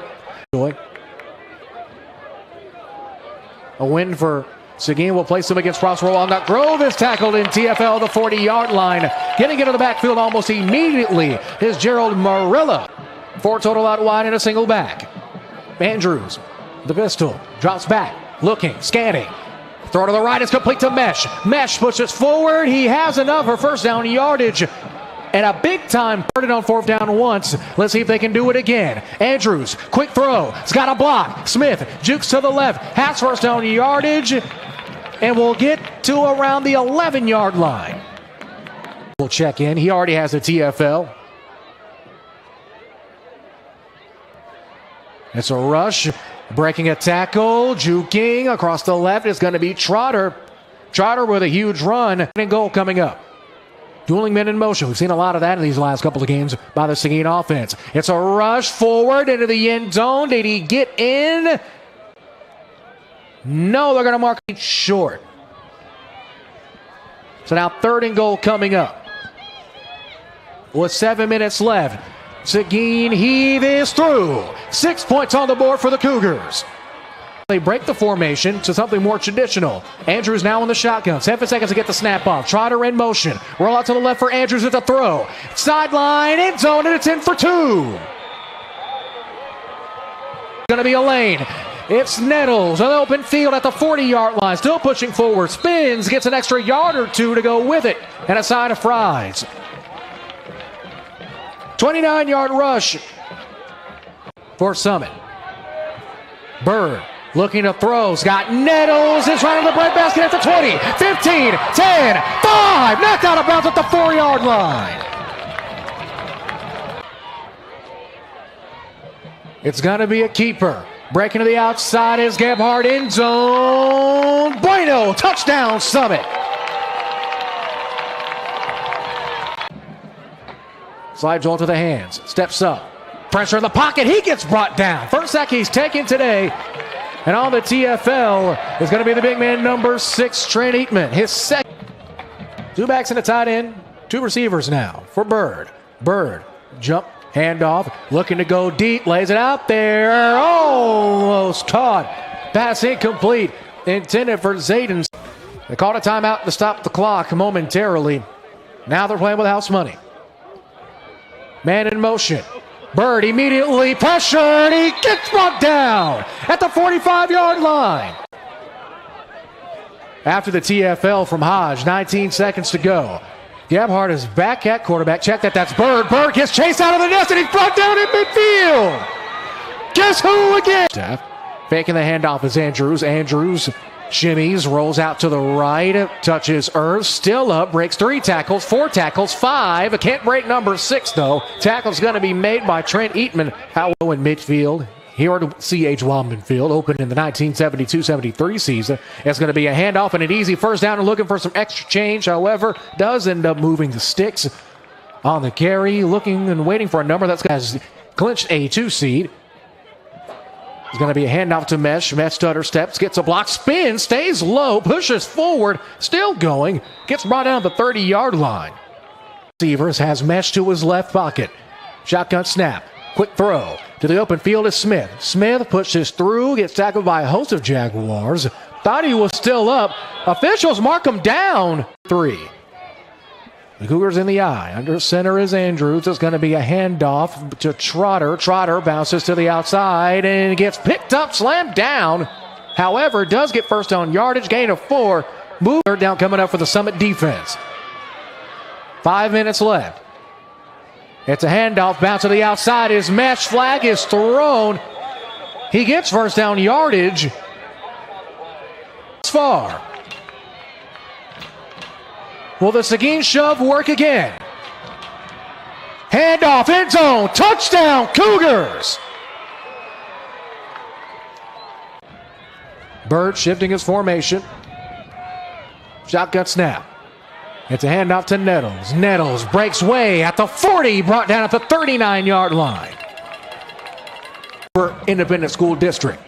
However, if Summit loses, it will be Timberview who will take on Lucas Lovejoy, and Summit will be eliminated. Dropping back is Bell. Bell, quick throw, snagging it in midair. Heck of a catch by Gebhardt. Tough gain of 5 on that. Here's 1st and 10. Handoff to Mesh. Mesh jukes through. Solid gain as he gets brought down at the 20. Gain of a handful, around 14, will move the sticks. And after the penalty, Bell, option again. RPO that is. Throw out of bounds. No, was it picked off? No interception. Jacob Bly was there almost. Summit offense humming. Bell is going to lay one out there. Picked, intercepted. They'll take it out. It's Bly. Bly at the 10, 20. Push out of bounds at the 15. At the top of your screen, it's a play action fake. He's doubled. Man's wide open along the right hash. Tackle down inside of the 20.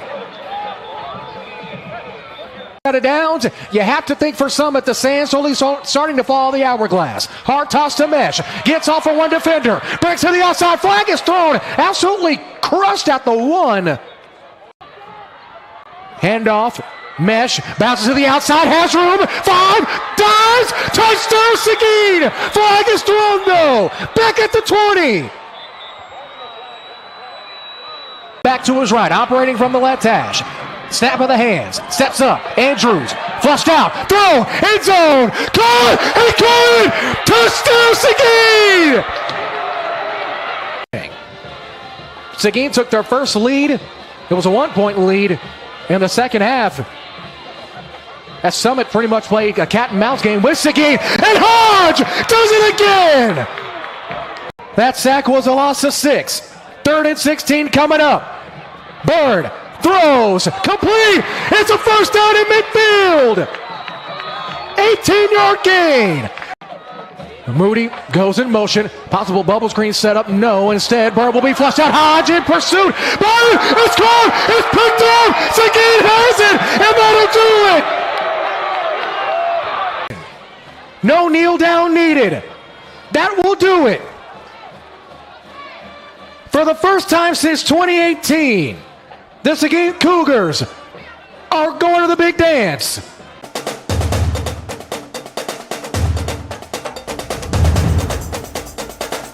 My name is Chance Ducote, and I'm the pre-owned sales manager at Moritz Chevrolet. The Moritz Promise is a lifetime warranty on the engine and transmission that's given to you at no cost. It's good for the lifetime as long as you own the vehicle. As long as the car is 10 years old or newer and has under 100,000 miles when you buy it, it's going to come with that. It's going to cover everything, all your lubricated parts that's part of your engine or your transmission. Come see us today at Moritz Chevrolet, home of the Moritz Promise. Not only is it going to give you a lifetime warranty, it's going to give you peace of mind and confidence to buy with us.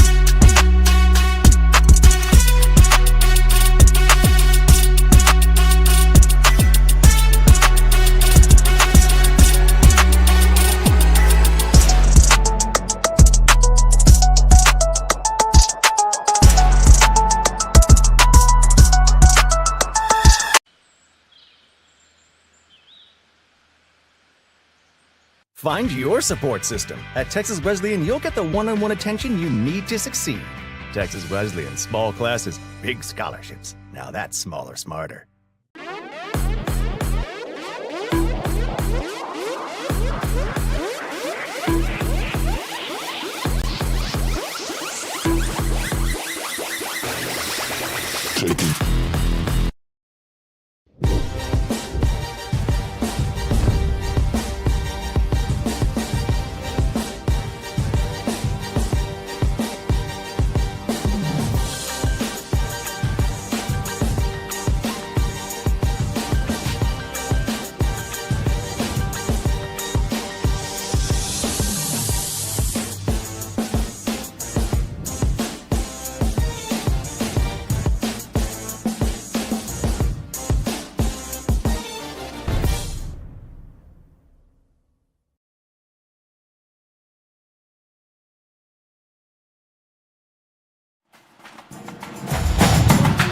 At the half, the Battle of the Bonfire. It is all it's cracked up to be, ladies and gentlemen. 14-13 our score after 2 quarters of play. The Yellow Jackets of Arlington Heights, the designated home team for tonight, with a 1-point advantage over the Panthers of Paschal. Taking a look at some other scores from around the area. Anna defeating Frisco Liberty 56-7 to finish their regular season. Other scores around the DFW Metroplex. Aledo 55-0 in the third quarter, up on the Broncos of Denton. And private school play, Temple Christian here in Fort Worth taking on Mercy Cultural Preparatory in Fort Worth. Playoff spot on the line in TAPS play. Red Oak up 21-7 at Christopher Trinity Mother Francis Rose Stadium over the Lions at Tyler High. That game still in the first frame. At the break, Louisville up 21-0 over Little Elm. Emmett Forest and South Garland clashing in Garland, Texas. Final out of Grapevine. Colleyville Heritage taking the 36-7 victory over Grapevine in that intra-district grud match. Garland taking down North Garland, an all-Garland affair, 42-27. Flower Mound and Hebron locked up at 7. And finally, Glen Rose up 51-7 at the half against Dunbar. That's a look at the scores. More at the half coming up after this. It's the Battle of the Bonfire on ASN, ASN1, and ASN Radio. It's Chance Ducote, and I'm the pre-owned sales manager at Moritz Chevrolet. The Moritz Promise is a lifetime warranty on the engine and transmission that's given to you at no cost. It's good for the lifetime as long as you own the vehicle. As long as the car's 10 years old or newer and has under 100,000 miles when you buy it, it's going to come with that. It's going to cover everything, all your lubricated parts that's part of your engine or your transmission. Come see us today at Moritz Chevrolet, home of the Moritz Promise. Not only is it going to give you a lifetime warranty, it's going to give you peace of mind and confidence to buy with us.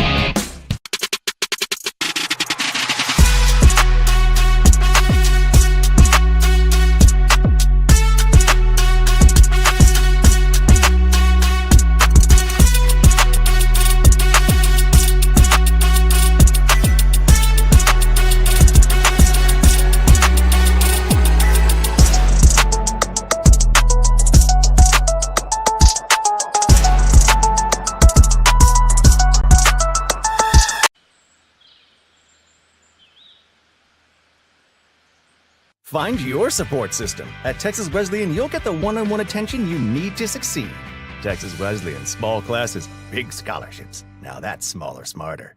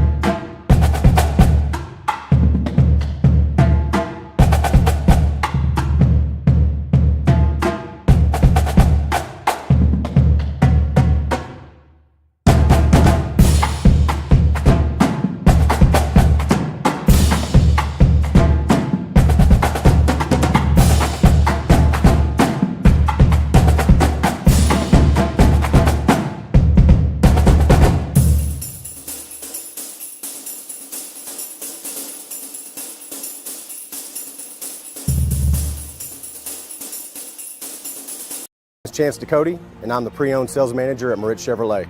The Moritz Promise is a lifetime warranty on the engine and transmission that's given to you at no cost. It's good for the lifetime as long as you own the vehicle. As long as the car's 10 years old or newer and has under 100,000 miles when you buy it, it's going to come with that. It's going to cover everything, all your lubricated parts that's part of your engine or your transmission. Come see us today at Moritz Chevrolet, home of the Moritz Promise. Not only is it going to give you a lifetime warranty, it's going to give you peace of mind and confidence to buy with us.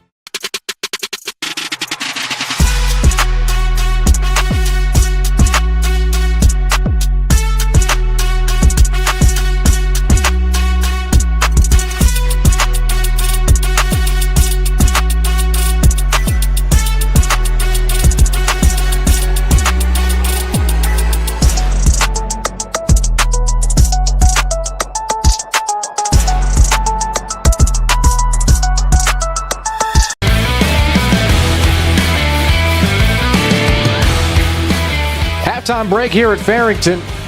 Arlington Heights with a 1-point advantage over Paschal in the Battle of the Bonfire. Probably in my multiple years of watching and covering Texas high school football, just on the history alone, one of my favorite rivalries, if not my favorite rivalry in Texas high school football. Some of the things to note: in 1963, Heights held a bonfire, and Paschal students mobbed them with Molotov cocktails, and a couple of students flew an old-school Cessna plane over the Heights bonfire with Paschal-colored flaming toilet paper rolls. Yes, you heard that correctly. An alligator was let loose after it was stolen from Fort Worth Zoo. It's all alleged. Let's go in and get that out of the way. And let loose into Arlington Heights High. Heights then responded by getting another alligator of their own and let it out free in the atrium of Paschal. John F. Kennedy was referred to Paschal as the school with an Air Force. So how about that? And the main saying referred to by Paschal fans and alumni, Heights bites, Paschal soars, comes from a band t-shirt that was sold before their 1963 matchup with the Cessna flaming toilet paper incident. Just a little bit of history for you there. Halftime is almost over as we see the Heights band performing, a fantastic band. Both bands have delivered a fantastic performance. When we come back, we'll have half number 2. 14-13 Paschal. Second half after this on the Antler Sports Network and ASN Radio. It's Chance Cody, and I'm the pre-owned sales manager at Moritz Chevrolet. The Moritz Promise is a lifetime warranty on the engine and transmission that's given to you at no cost. It's good for the lifetime as long as you own the vehicle. As long as the car's 10 years old or newer and has under 100,000 miles when you buy it, it's going to come with that. It's going to cover everything, all your lubricated parts that's part of your engine or your transmission. Come see us today at Moritz Chevrolet, home of the Moritz Promise. Not only is it going to give you a lifetime warranty, it's going to give you peace of mind and confidence to buy with us.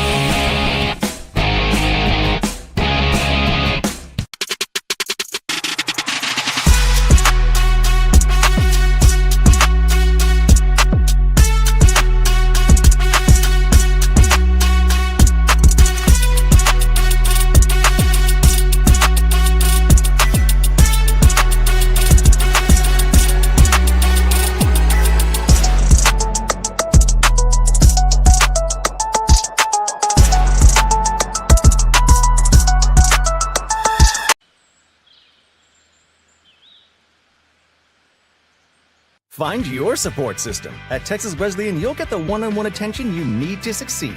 Texas Wesleyan, small classes, big scholarships. Now that's smaller, smarter.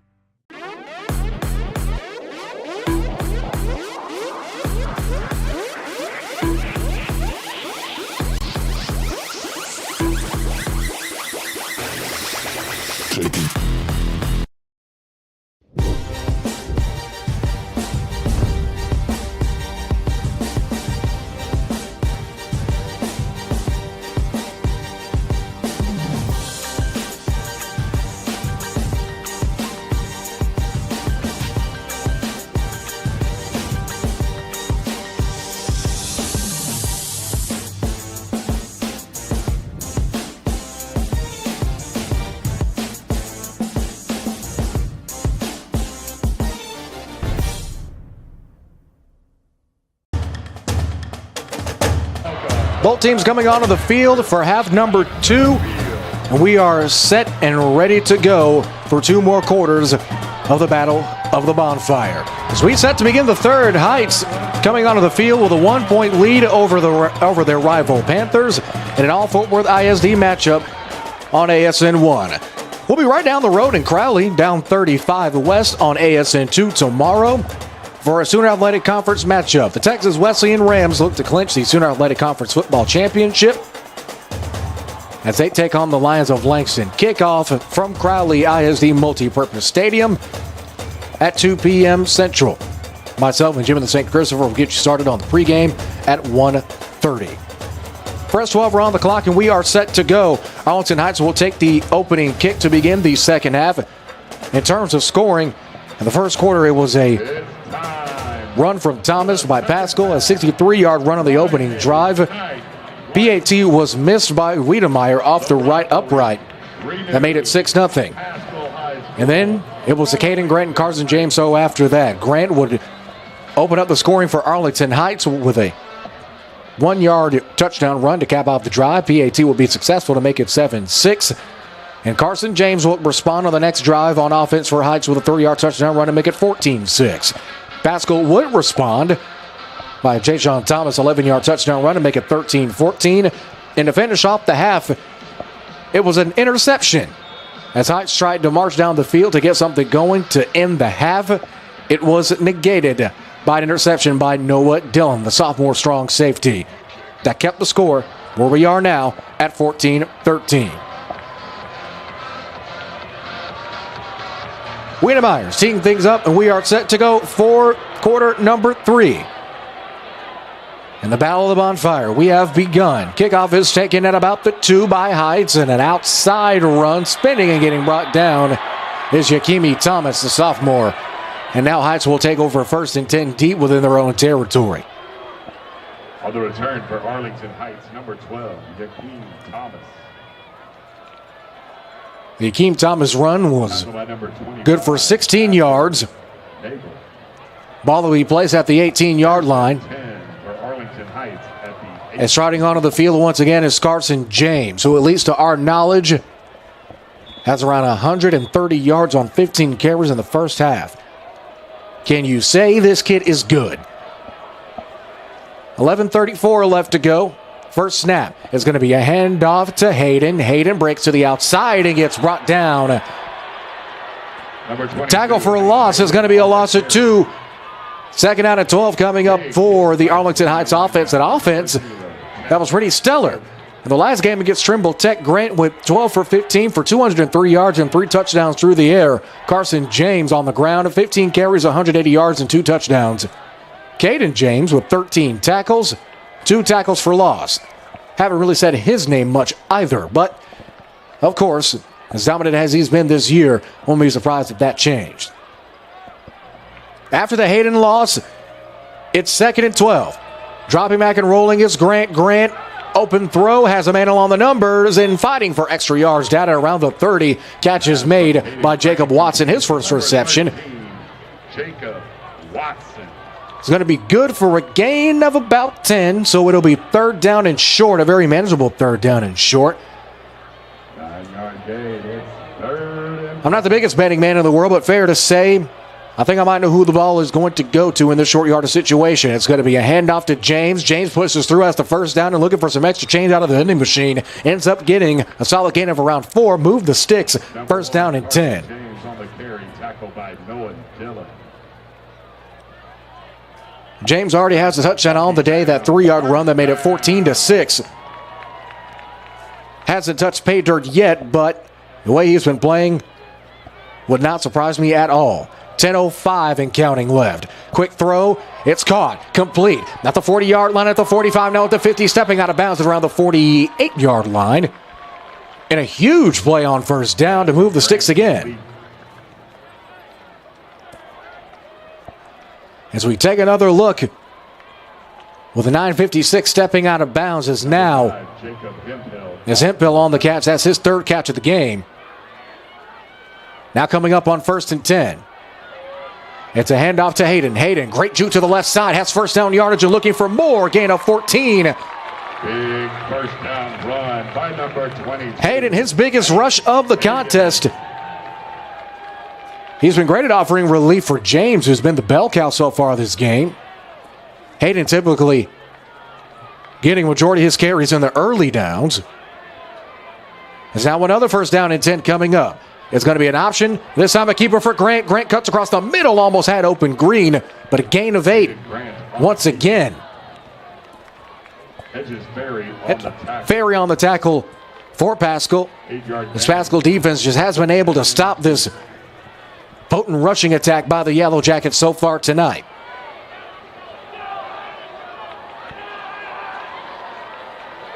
After the keeper from Grant, 9:05 and counting. They hand it off to James. James stutter steps, spins, and gets alligator rolled. Gain of 4 will make it another first down for Heights. Heights wasting absolutely no time on offense, whether that be getting to the line of scrimmage or getting big yardage. Another Arlington Heights first down. Now on 1st and 10. The Heights student section growing in noise now. Fade ball back in the end zone. It's caught! Flag is thrown! Touchdown Heights! A beautiful ball in the back of the end zone by Caden Grant. Flag is thrown though. But fair to say, folks, this is going to stand. Wow! Pass interference called against Paschal as Jacob Hemphill will possibly catch and throw the game, putting it right into the breadbasket. As we await the PAT. Jaden Lee the holder. Shackleford the kick, line drive, through and bueno. Wow, what a throw. With 8:38 left to go on the third, we got ourselves a ball game here, folks. A classic in the making, the Battle of the Bonfire. After this huge pitch and catch to Hemphill, Heights expands their lead. 21-13 on the Antler Sports Network and AntlerSN.com. Good one. Any idea who keeps doing that? Nope. Oh. Oil base with the all-weather enamel. Excellent choice. Let me cash your card. That's a lot of black paint.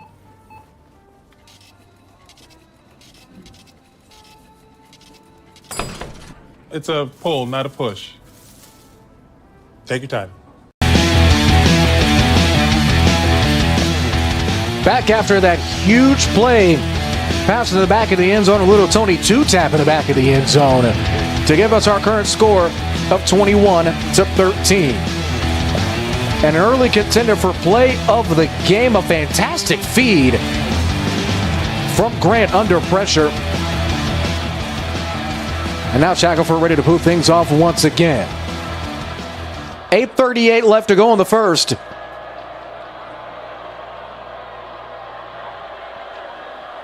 And we are up and away once more into the Fort Worth night sky.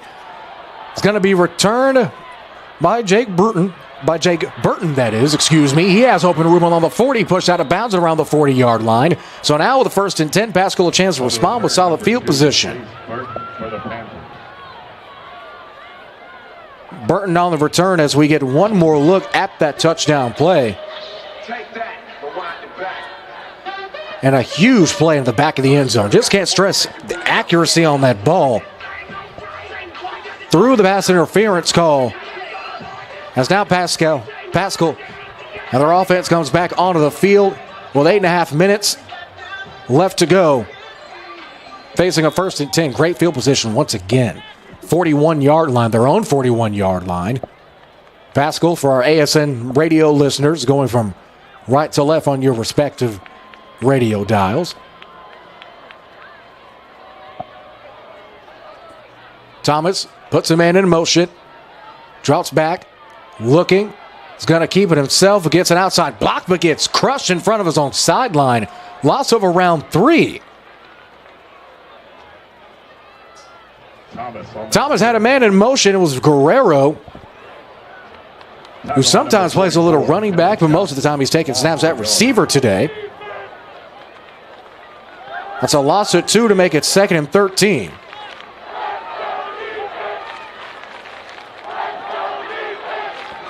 Did you hear the high student section right below us here? Taking an entire section on their own. He's now dropping back as Thomas. Thomas evading pressure. Throw. Has a man in the flat. It's hauled in by Davenport. Davenport steps out of bounds into Heights territory. Davenport on the reception. Gain of 18. Makes it 1st and 10. Nixon on the tackle. Thomas, once again, as we've seen it all night long, keeping plays alive. Keeping Paschal in this game. Had Davenport wide open into the flat. Now 1st and 10 coming up. It's a handoff. And the open field is Dean. Dean gets brought down. Number 20, Marquez. Tackle made in the open field by Carter James. His 2nd tackle of the game. Mohammed Nixon on the tackle. Excuse me, that's Nixon. Mohammed Nixon donning the number 8, the 6', 200-pound defensive back. The senior on the hit. 2nd and 5 after the game. Man in motion. It's Killingsworth. Thomas rolls out. Has time to throw. Almost intercepted, but caught. Caught it along the 25, getting pushed out of bounds.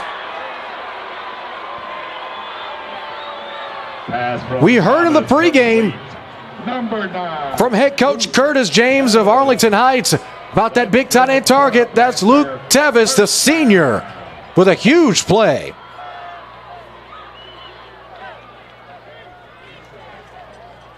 Now with 7:24 left to go in the second, in the third quarter, that is.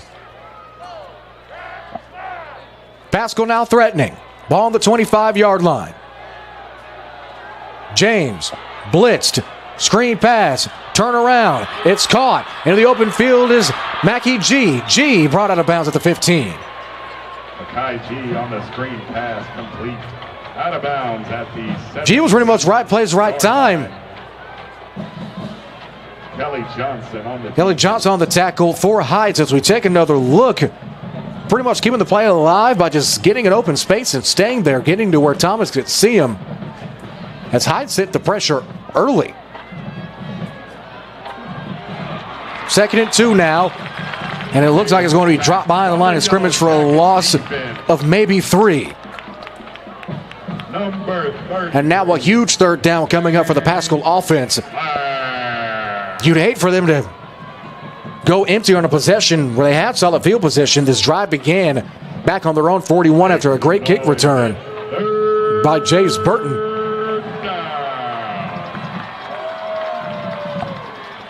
Now 3rd down coming up on the 20. Thomas switches G over to his left. It's going to be an option. Keeper. Throw into the flat. It's caught inside of the 10. Reception made by Mike Guerrero. Pass complete to number 11, Mike Guerrero. Guerrero once again his 2nd big play of this drive tonight. Number 88, Johnson. Johnson on the hit for Heights. Breaking 2 tackles and you get a little extra help from some Arlington Heights defenders. Now 1st and goal coming up. Handoff. And immediately met by resistance is Dean. Taking another look at that last run that got them into first and goal territory. Number 31, Isaiah Schumann. It was Guerrero into the flat. As Heights staying in that cover 2. Leaving that flat open with a 5:45 left to go in the 3rd. Ball is now on the 6.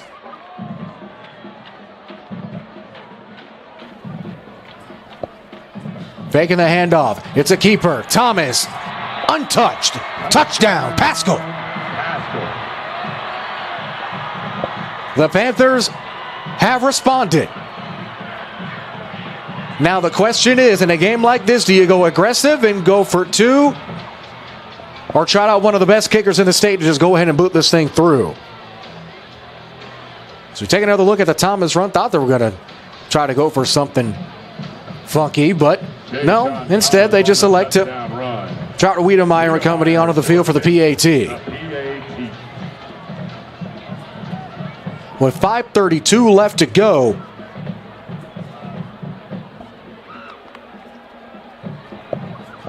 the kick from Wiedemeyer through the Fort Worth night sky and good. Paschal with 5:32 left to go, not going away just yet. Still a close one though, but what do you expect in a rivalry of this magnitude? The Battle of the Bonfire continues after this. Heights still up 1 on the Antler Sports Network.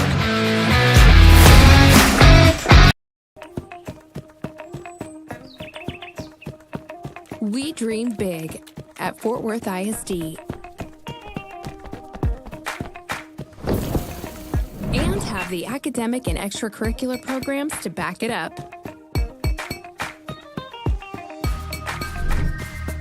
Reach for it and dream big. Choose Fort Worth ISD.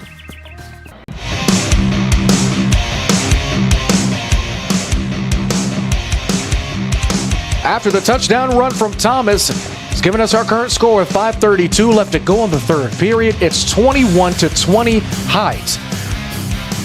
Even with how potent this offense has been for Heights, neither team has really been able to gain full control in this one. Wiedemeyer and the rest of his special teams unit disperse. And we are set to go yet again. Last time Heights had the football, play of the game contender after a huge Hemp Hill catch. This one rolls into the end zone for a touchback, and now 1st and 10 coming up. As now Heights will trot back onto the field with a chance to make something happen.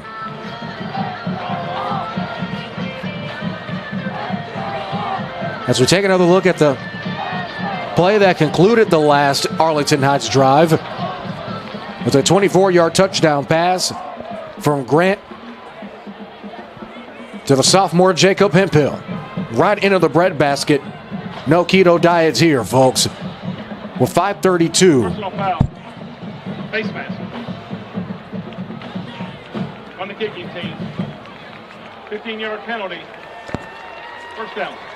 As you heard from referee Bill Watson, face mask penalty. It says later in the kickoff will make this first down a tad bit easier. Pretty much taking over exactly where Paschal began their drive. Paschal began it at their own 41. Heights beginning at their own 40. As now Caden Grant looks over at his sideline to get the play call. His lone running back now. Quick throw into the flat. It's incomplete. Pass was intended for Deshaun Long. And Grant just didn't seem to have enough mustard on that one to get it to his open target. Right below the numbers, he was open. Could have got some solid yardage there.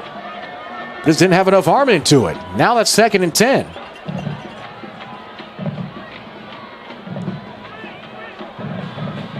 Ball still on the 40. 5:27 in the third quarter. It's a handoff to Hayden. Hayden bursts of speed right down Main Street and in to Paschal territory. Hank Hayden had a run for 15 in the last drive. That was his biggest carry of the game. Now coming close to that here with a first down run.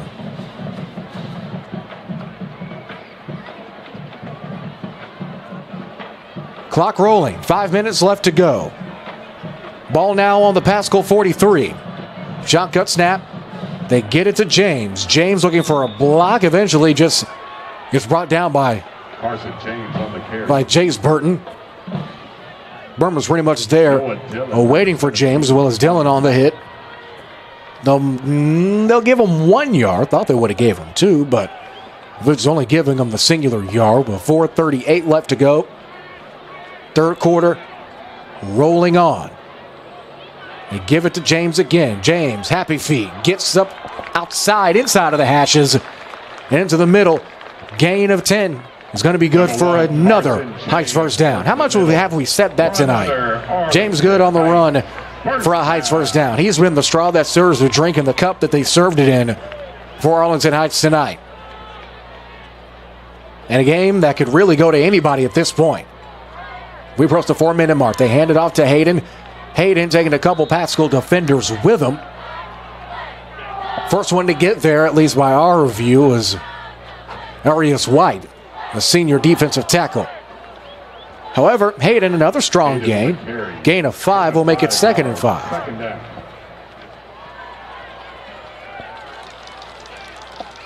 Wouldn't be surprised if Heights keeps it on the ground and uses this entire third quarter left, and maybe not, as the open field at the 20, inching forward for extra yards is Caden Grant. Caden Grant on the carry. Caden Grant gets first down yardage. Down saving tackle by number 10, Hedges. As Hedges, if he wasn't there or didn't hang on to his ankle or his sock long enough, that could have been 6 points for Heights. Now 1st and 10 with 3:18 and counting. Single back and 2 wide. They hand it to James. James gets low, gets bottled up, and tackled at the line of scrimmage. It's going to be 2nd down, no yardage there. That's something we've hardly said tonight. Trey Keith on the tackle. As we have a quick moment, let's go in and take a look at the current district standings, especially now. Courts Heights and Paschal sitting at 2 and 3 respectively. Chisholm Trail will be taking on Azle. As now, Grant looking, steps up, has a lane at the 10, 5, one more man to beat, touchdown Heights! Chugging his way to the end zone for 6 more points. As Grant, the pocket collapsing around him, had a lane, 1 burst of acceleration, laying down 1 more defender before getting cross pay dirt. Wow! With 2:33 left to go in the third.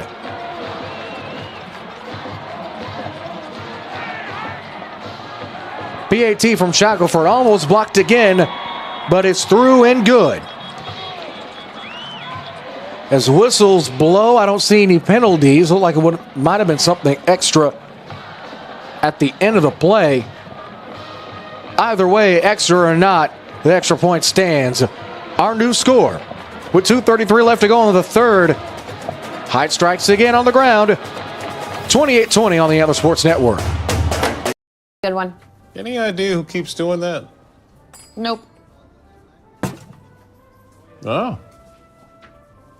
Oil base with the all-weather enamel. Excellent choice. Let me cash your card. That's a lot of black paint.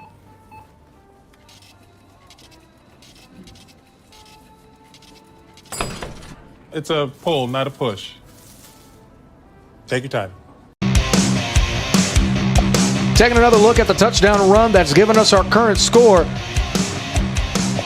It's the man himself, Caden Grant, the signal caller, calling his own number with a 19-yard touchdown run that gives us our current score.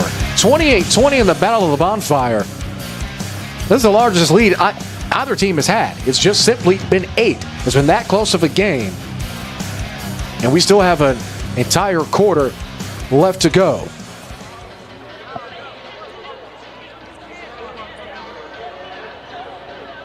As Shackelford tees things off.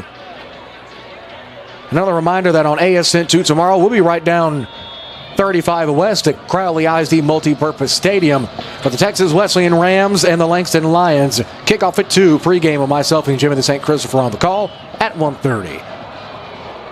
Off and away once again here at Farrington Field.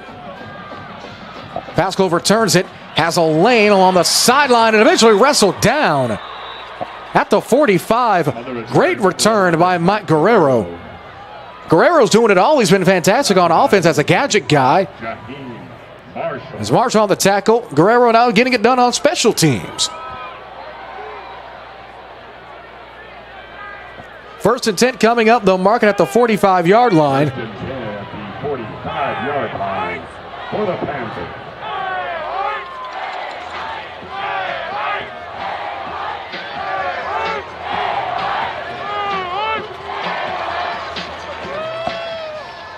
As the Paschal defense comes back onto the field with 2:29 left to go in this third quarter. It's important to know you have to think back to that very first score of the game. That Thomas 63-yard touchdown run of the missed PAT could possibly come back to bite him. As this is Dean on the run, his opening play of the drive is going to be a rough gain of 2. Second and long coming up for Paschal. Number 20, Marquez Dean on the carry. Number 40. Similar to how James has been the main bell cow for the Heights offense, it's been Second down. Dean that's done a lot of work on offense for Paschal.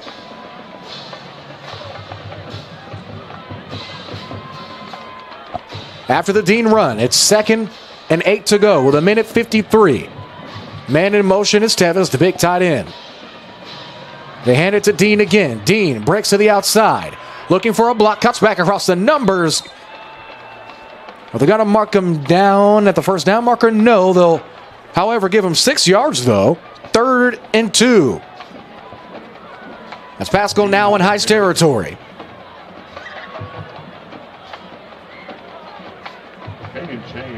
Minute 25 and counting left to go. As Arlington Heights, the designated home team tonight in their Navy uniforms. Paschal, the visitors, in white. Tevis in motion again. There's going to be a keeper for Thomas. However, the Heights defense sniffs him like a hound dog. Loss of 1. 4th and 3 coming up in no man's land.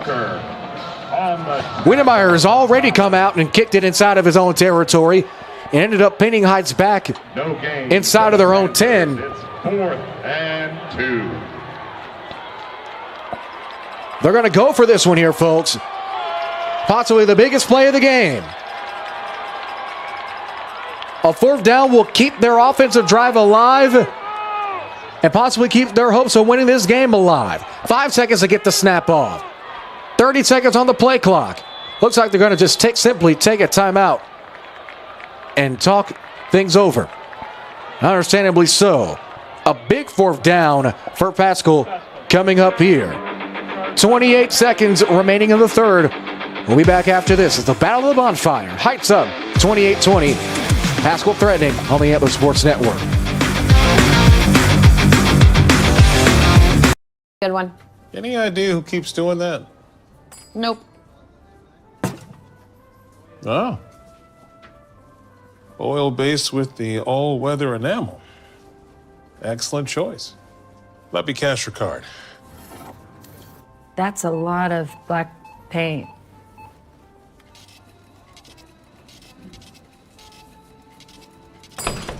It's a pull, not a push. Take your time.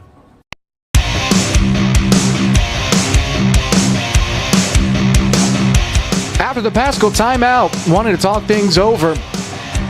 And you definitely have to understand why. 28 seconds remaining in the third, down 8. And looking at the situation, it's 4th and 2. It's now their own territory. Ball's on the Heights 47. Shotgun snap. Delayed handoff. Thomas drops back. It's got Tevis. Tevis has first down yardage and more. Gain of 5. Flag is thrown after the play, though. As Tevis leaking out into the flat along the Paschal sideline. Great route by the big tight end.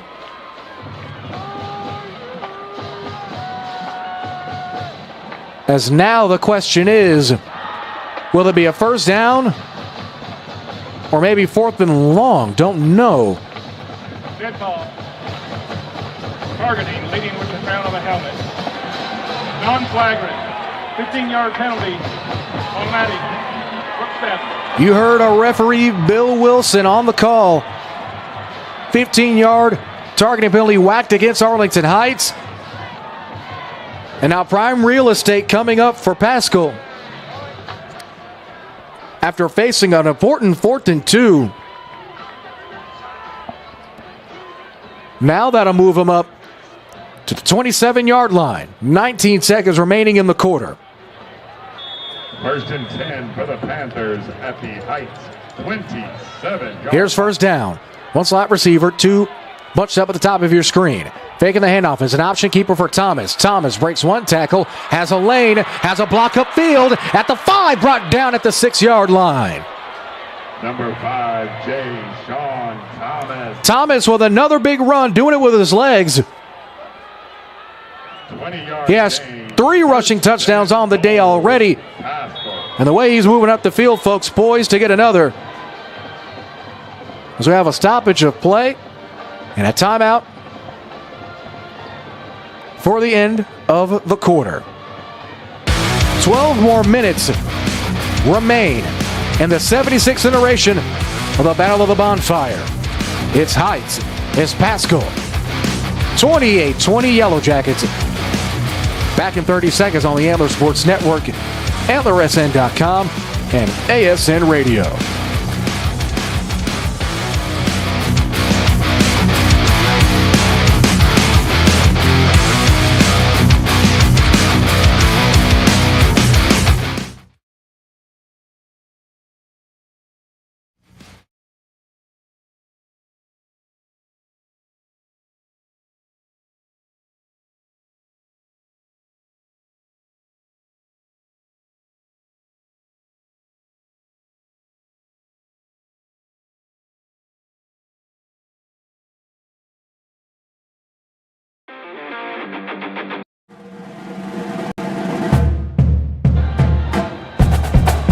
Third quarter has come to a close.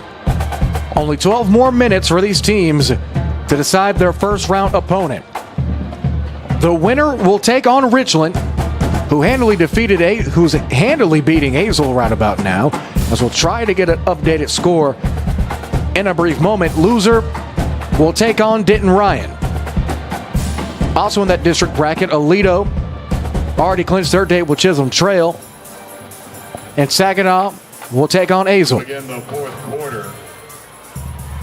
Paschal Panthers Here we go. with a first and goal. First and goal. 7-yard line. Ball is placed on the 7-yard line. Hazel and Richland in the fourth quarter. Richland up 58-28 in the fourth. It's a handoff. Open field. Reaching, rolling. Did he get through? No, he's a yard short. Number 27, Mackay G, the junior, with a huge run. Yard line. Now setting up a second and goal at the 1-yard line. Both teams have been perfect in the red zone as there is a Yellow Jacket slow to get up, and as he gets treated to, we'll take an injury timeout.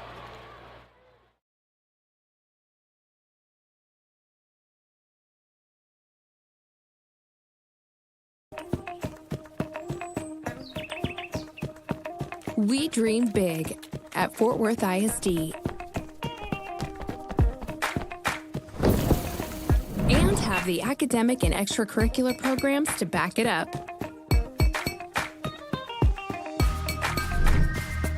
Reach for it and dream big. Choose Fort Worth ISD.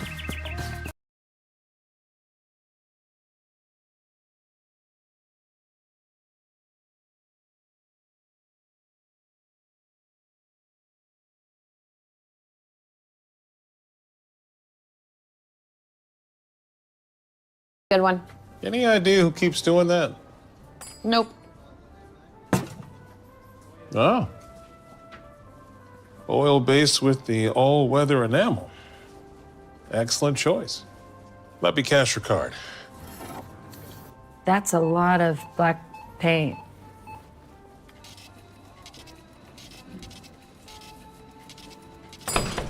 It's a pull, not a push. Take your time.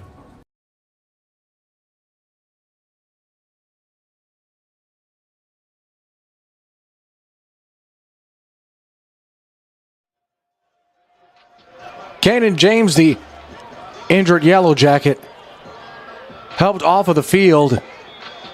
Seemed to have tweaked his right ankle. Second injury of the contest for Arlington Heights. Now second and goal. Delayed handoff. Flag is thrown.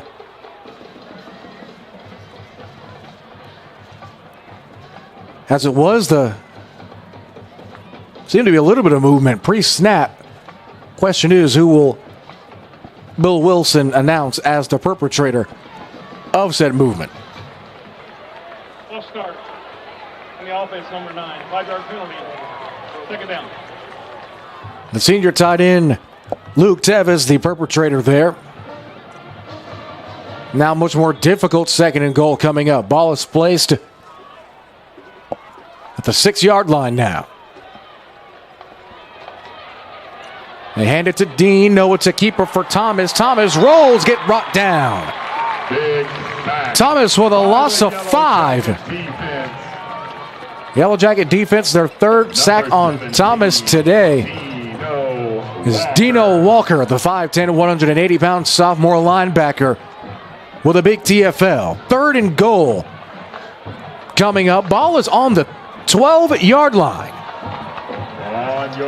Huge third down with 11 minutes left to go in the final frame.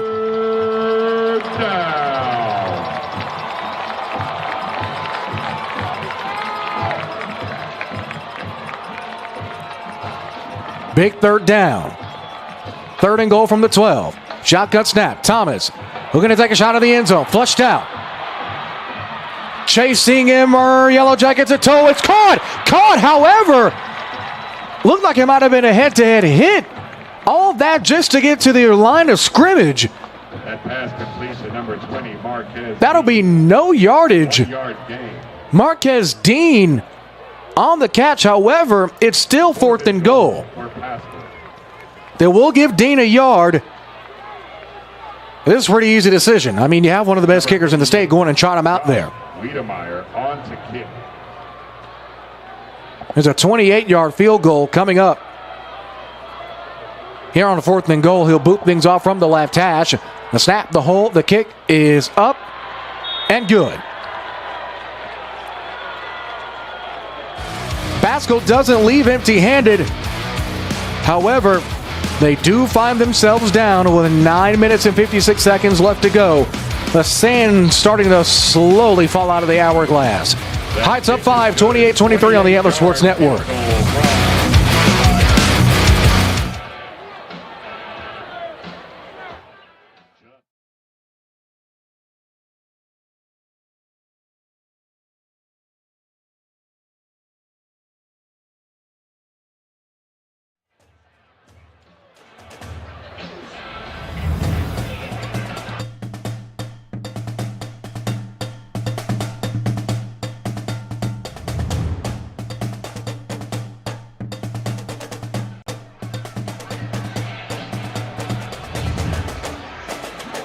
After the Wiedemeyer field goal, our score from Farrington Field, Heights 28, Paschal 23. That was back deep to receive for Heights. The Yellow Jackets have all 3 of their timeouts. Paschal with 2. As I called one earlier, won the later half of the third quarter. Wiedemeyer gets plenty of leg into this one as it takes a roll, retrieved at the 5. Along the middle now and brought down at the 12-yard line. With a little bit of extra jaw jacking or pushing and shoving by a couple of the players. However, they break things up quickly. Now 1st and 10 coming up as Williams on the tackle, the junior. 1st and 10. There's 9 minutes and 49 seconds left to go. Winner has a date with Richland. The loser of this game will have to head on the road to take on Denton Ryan, whose only major loss this year was against, guess who? The Aledo Bearcats. Their opponent will be Chisholm Trail in the first round. It's a run by the Yellow Jackets once again to keep the clock moving. Trying to chew up every second that they can. It's Grant on the run. Gain of 4 will make it 2nd and 6.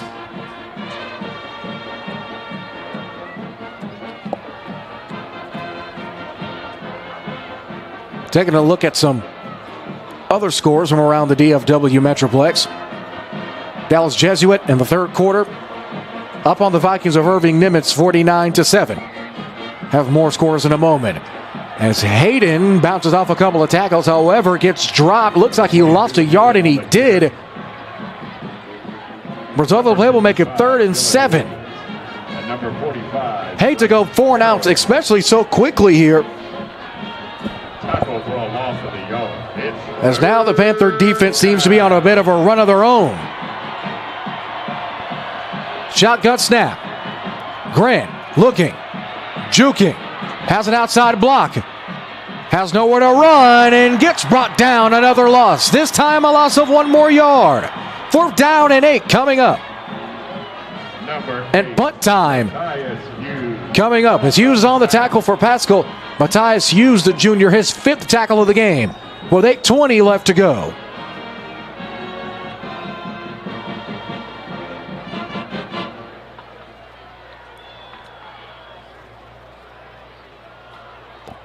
Check that is going to be a quick stoppage here before we have if it's officially 4th down or not.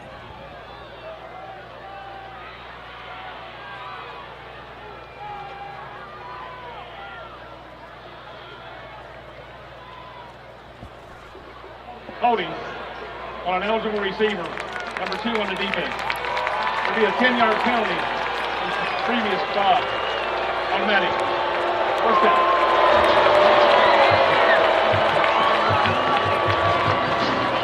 You hear the reaction from the Paschal fans. Not happy about that hold against Jace Burton. So that gives the Jackets offense a second chance at life with 8:15 left. It's a handoff to Hayden. Hayden gets a lane, takes a huge hit, and spins back up like a dreidel. Hayden on the carry. And it seems to be a Yellow Jacket that's a bit slow to get up. Tackle at number 2, Jace Burton. Jace Burton on the hit, and it seems to be a Paschal Panther down as well. As I get treated to, we'll take yet another injury timeout on the Antler Sports Network.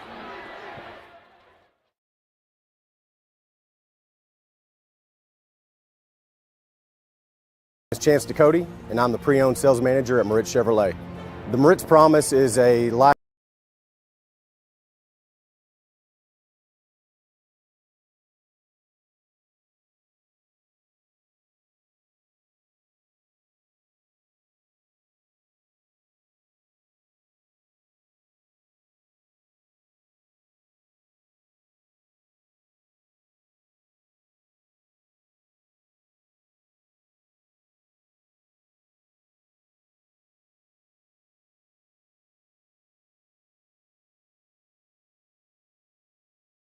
Good one.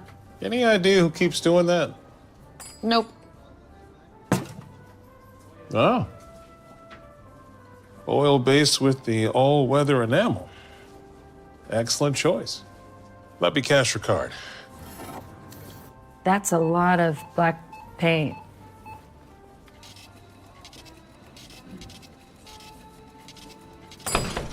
It's a pull, not a push. Take your time.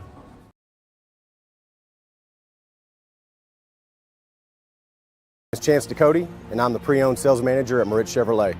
The Moritz Promise is a lifetime warranty on the engine and transmission that's given to you at no cost. It's good for the lifetime as long as you own the vehicle. As long as the car is 10 years old or newer and has under 100,000 miles when you buy it, it's going to come with that. It's going to cover everything, all your lubricated parts that's part of your engine or your transmission. Come see us today at Moritz Chevrolet, home of the Moritz Promise. Not only is it going to give you a lifetime warranty, it's going to give you peace of mind and confidence to buy with us.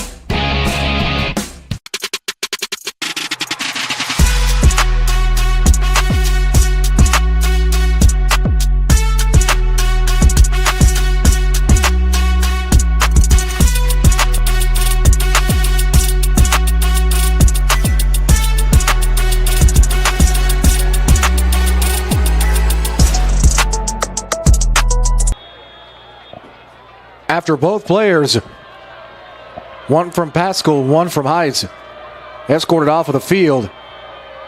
Second down and short coming up.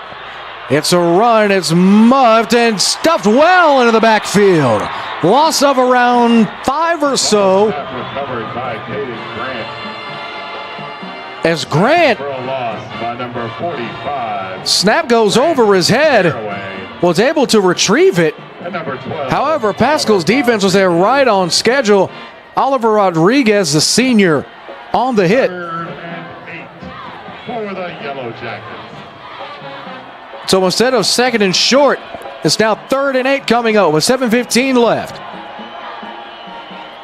It's an RPO. Juke spins, brought down by the turf monster, as well as number 55, Dylan Williams. Williams with a sack.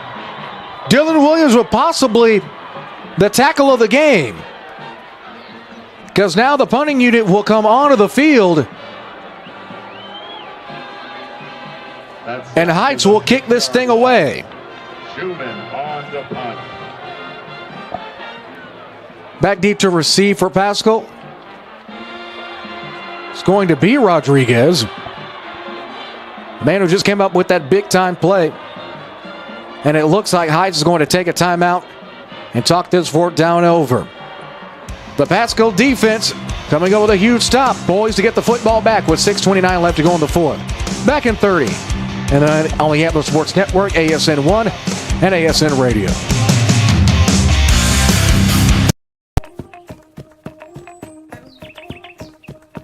We dream big at Fort Worth ISD. And have the academic and extracurricular programs to back it up.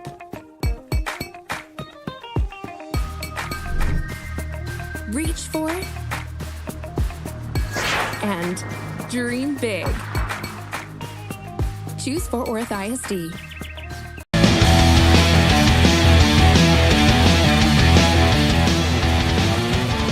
Heights calling for time. Both teams now sitting at 2 timeouts apiece. Well, the 4th and 15 coming up with 6:29 left to go in the final frame. The Battle of the Bonfire on ASN 1 and ASN Radio. Happy you can be with us for tonight. We'll be right down the freeway in Crowley tomorrow over on ASN 2. Number 9 Texas Wesleyan takes on Langston in a Sooner Athletic Conference matchup in Crowley. Kickoff at 2, pregame 1:30. Looking to kick things away is going to be Schumann. Schumann, crisis averted there. Ball takes a solid roll, and it won't even cross fields. So Paschal will get the football back on their own, well, on the Heights side of the field. Wow. And as you can hear, the Paschal fans understand how big of a drive this is. No longer will they need a 2-point conversion to tie it up. They're playing with house money, down by 5. They'll mark it at the Heights 47. 1st and 10.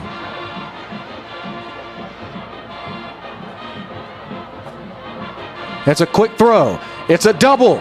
It's a fake. Instead of throwing it, they'll keep it and getting brought down. Davenport not able to get a throw off. Number 3, Chris Davenport. As we take another look here, a little bit of razzle-dazzle. Davenport had a man down the sideline, but great downfield coverage by the Heights secondary.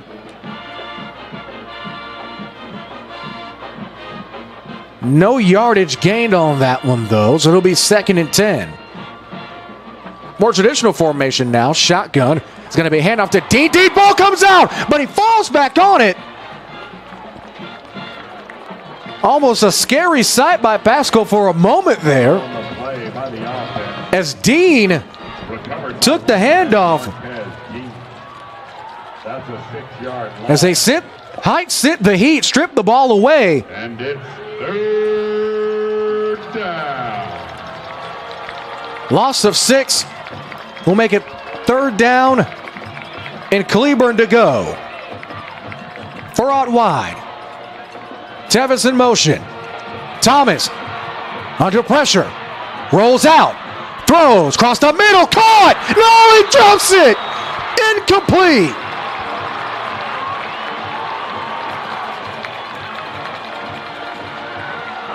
Tevis, the intended target. Pass incomplete, intended for number 9. Wow. Tevis. Thomas did a great job avoiding the heat. Just unable to get the dish out of the kitchen. 4th down and long coming up. And Paschal's offensive drive will stall. 4th and 17 for the Panthers. Wow, with 4:56 left to go. Arguably their biggest chance to control their own destiny in this one as a flag comes out. Will result in 4 and out, but hold everything. A flag here thrown by the line judge, Darrell Thompson, as we await the call from Bill Wilson. False start penalty is called against Paschal. That'll just make this punt. Need a little bit more leg from Wiedemeyer on this one.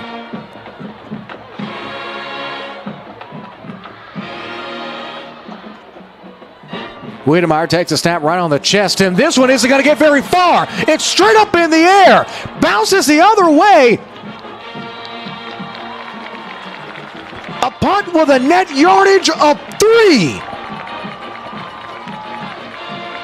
The dry spell for the Panthers continuing with 4:47 left.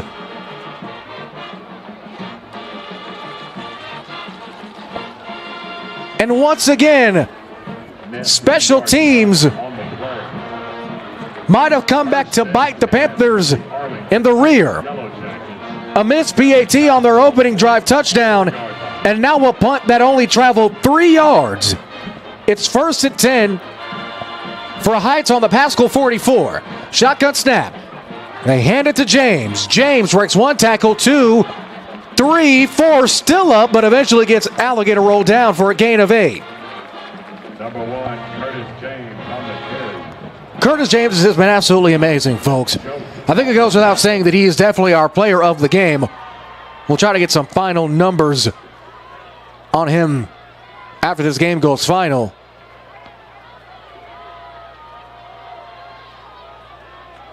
Second down and 2.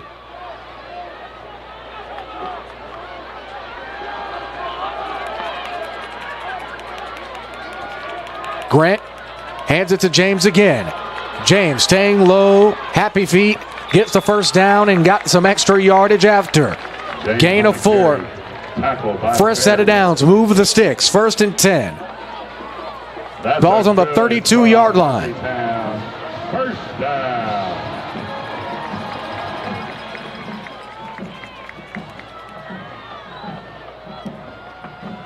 And now you have to slowly think that the opportunities for Paschal to get back in this one are slowly but surely starting to dwindle away. Especially with the way Grant has been toting the football today. They give it back to him. Gets low, but eventually tackled after a gain of 1 by a host of Panthers. First one to get there was Hedges Ferry as well as Noah Dillon. Dillon caught the interception to close out the first half. Gain of 1 will make it 2nd and 9. With 3 minutes and 8 seconds left to go. Heights taking every single second off the clock that they can.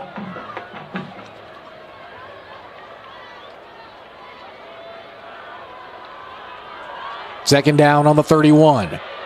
Dime seconds to get the playoff, and they do. Direct snap keeper for Grant. Grant, along the numbers, gets to the 25. Grant on the carry. 6-7 yard gain. And a timeout is called.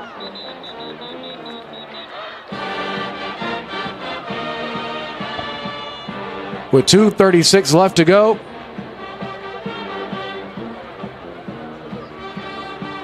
And it looks like, believe we have an official's timeout. And no, it's a timeout by Paschal. to try to stop the bleeding. We'll keep it here. Again, the winner of this game will take on Richland. The loser of this game will take on Denton Ryan. Azle will take on Saginaw, the district champion. And Chisholm Trail will have to hit the road to take on Aledo.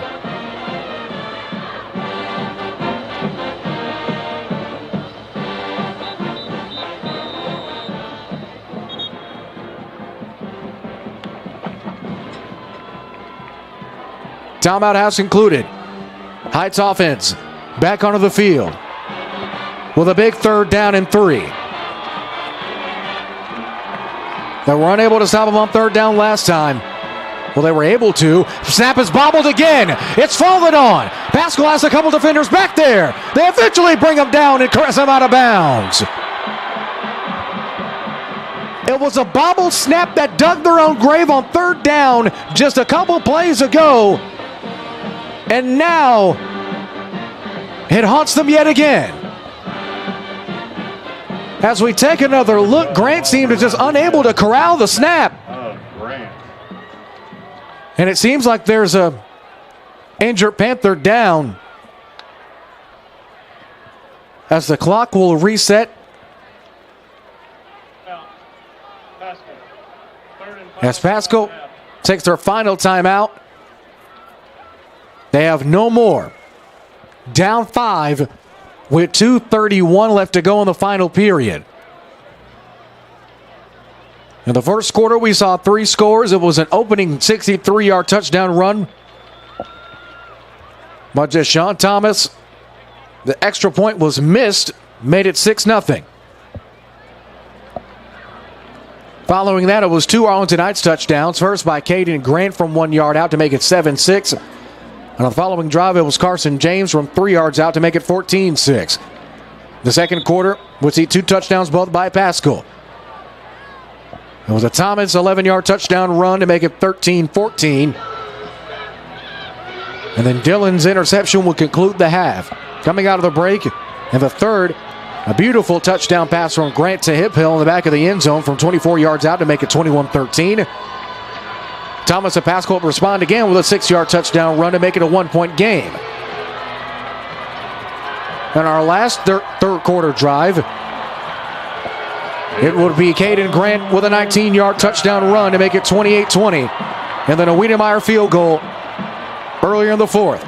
Here's 4th down. Grant looking to throw. Winds up. Has a deep ball. Man in the end zone. It's incomplete.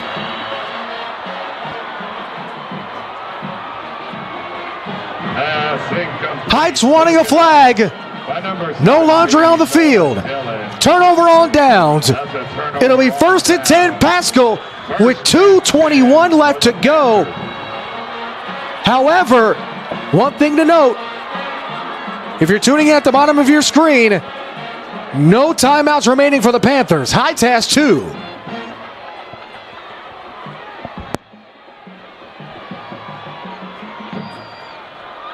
So it'll be 1st down and 10 for Paschal on their own 35.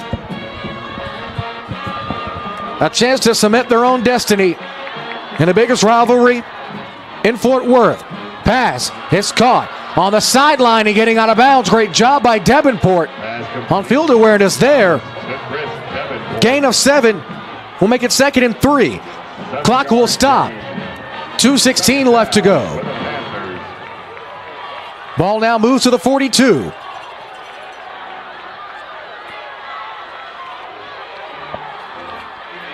Shotgun snap. Rolling out is Thomas. Thomas, throw, it's incomplete. Best case scenario there, as the incompletion will thankfully stop the clock and bring up 2nd and 3. 2 minutes and 11 seconds remaining in the 76th edition of the Battle of the Bonfire. 3rd and 3. Crowds on their feet. They fake the handoff. It's Thomas pushing through. He's got the first down. Gain of 4. We'll stop the clock for a moment to move the sticks at 2:06. But any second now will begin to roll again.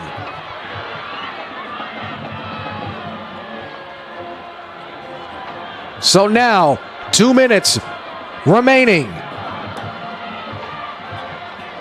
The Panthers in the shotgun again. Thomas drops back, quick throw into the flat. It's complete to Davenport. Did he get out of bounds? Yes, he did. Stop the clock. Gain of 6. We'll make it 2nd and 4. Muhammad Nixon on the tackle. Nixon on the tackle for Heights.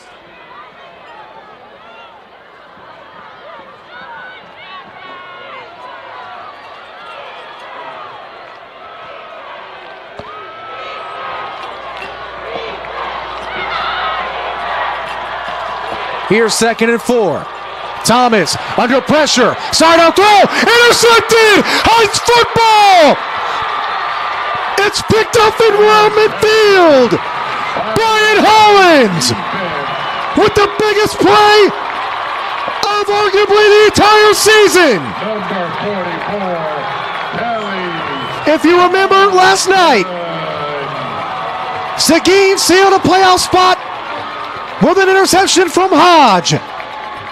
Now it's Hollins playing the hero. Heights will take the football back with 1:36. Paschal has no timeouts. Wow.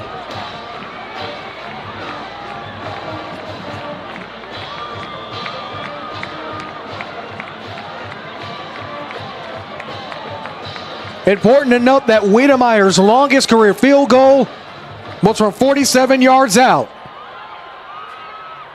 Knee is taken by Grant with 1:32 and counting. Ladies and gentlemen, Fort Worth ISD would like to remind all spectators. What a game.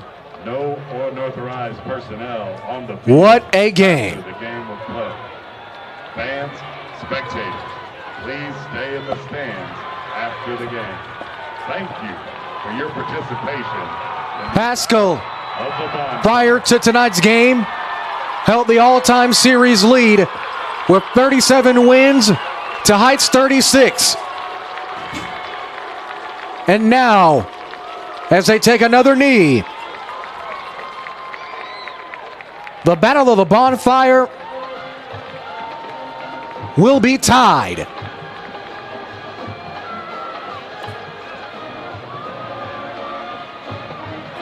One more kneel down should do it.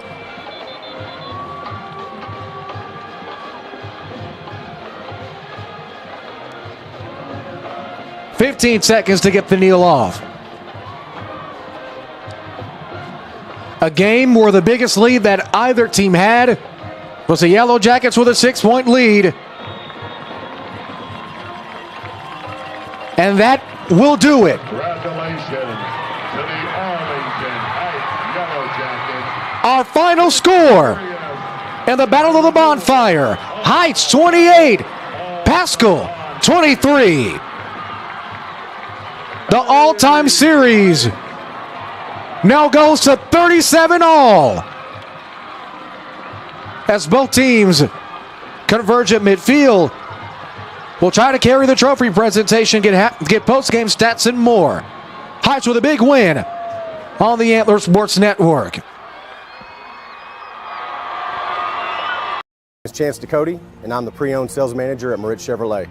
The Moritz Promise is a lifetime warranty on the engine and transmission that's given to you at no cost. It's good for the lifetime as long as you own the vehicle. As long as the car is 10 years old or newer and has under 100,000 miles when you buy it, it's going to come with that. It's going to cover everything, all your lubricated parts that's part of your engine or your transmission. Come see us today at Moritz Chevrolet, home of the Moritz Promise.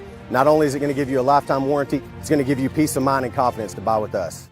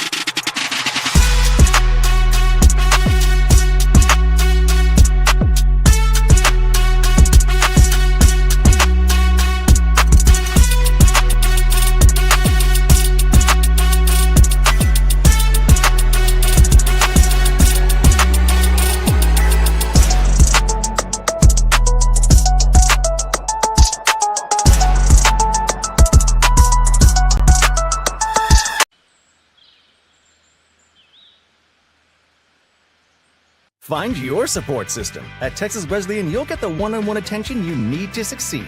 Texas Wesleyan, small classes, big scholarships. Now that's smaller, smarter.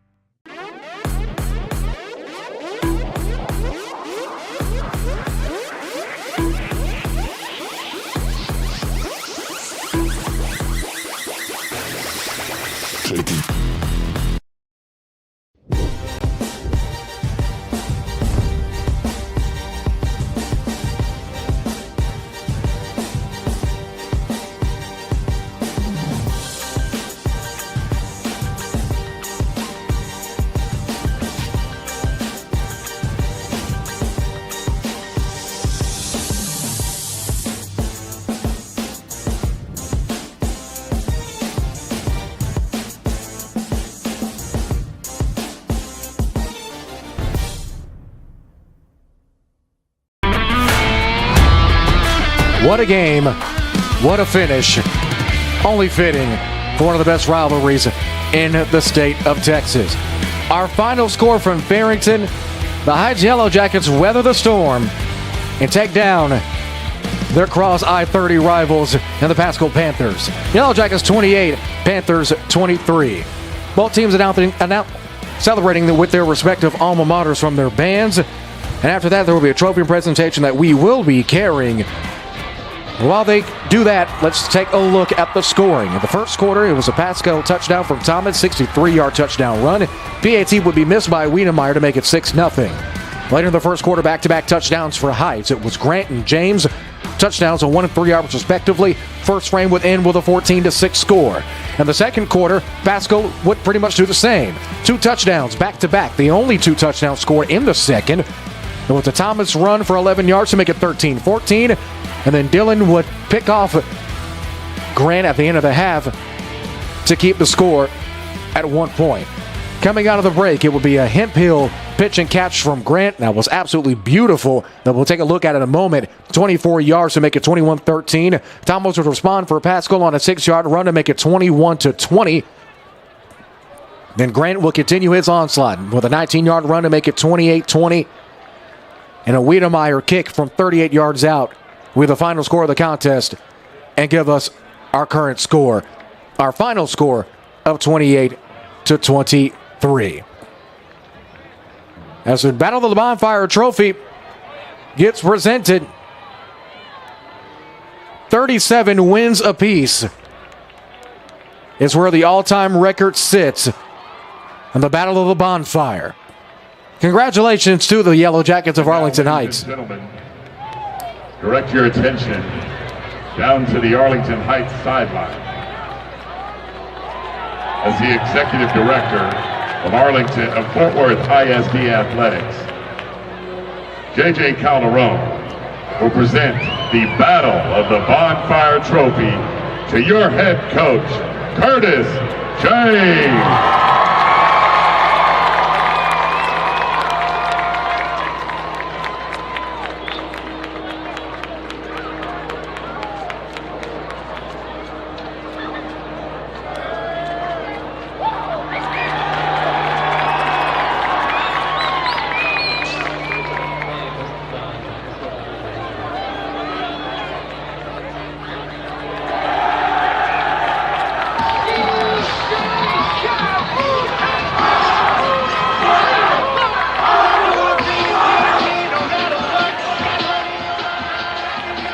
Congratulations to Coach Curtis James and his Yellow Jackets on a big-time win.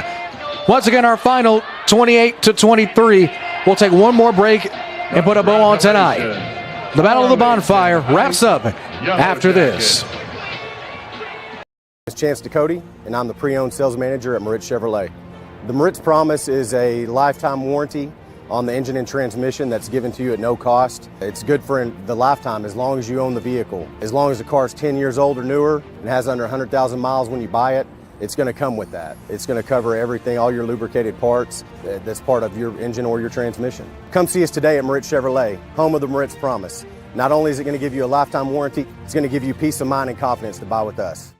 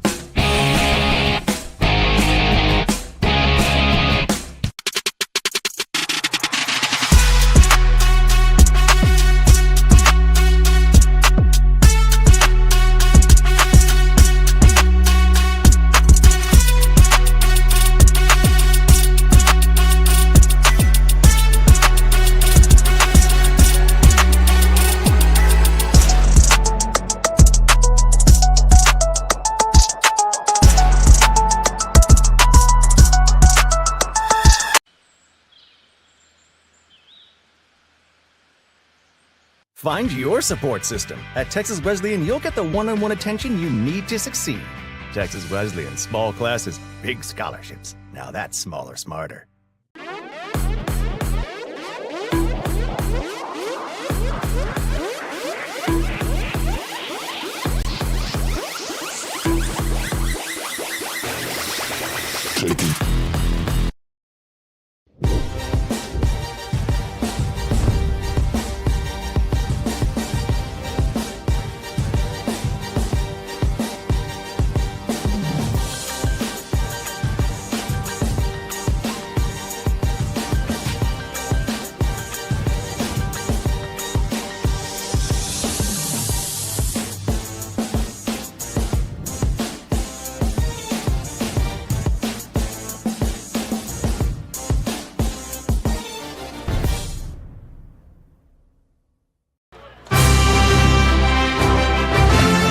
What a way to conclude a fantastic regular season.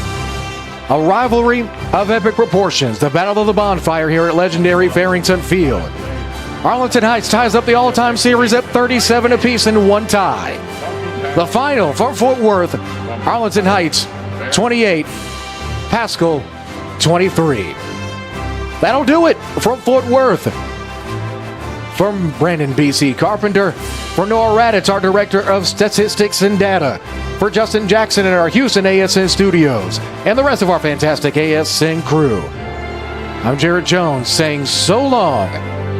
And until next year, that'll do it for the 2024-25 Texas High School Football regular season. We'll see you in Crowley tomorrow on ASN 2. Langston and Wesleyan kickoff at 2. Pregame at 1:30. Until then, so long, everybody.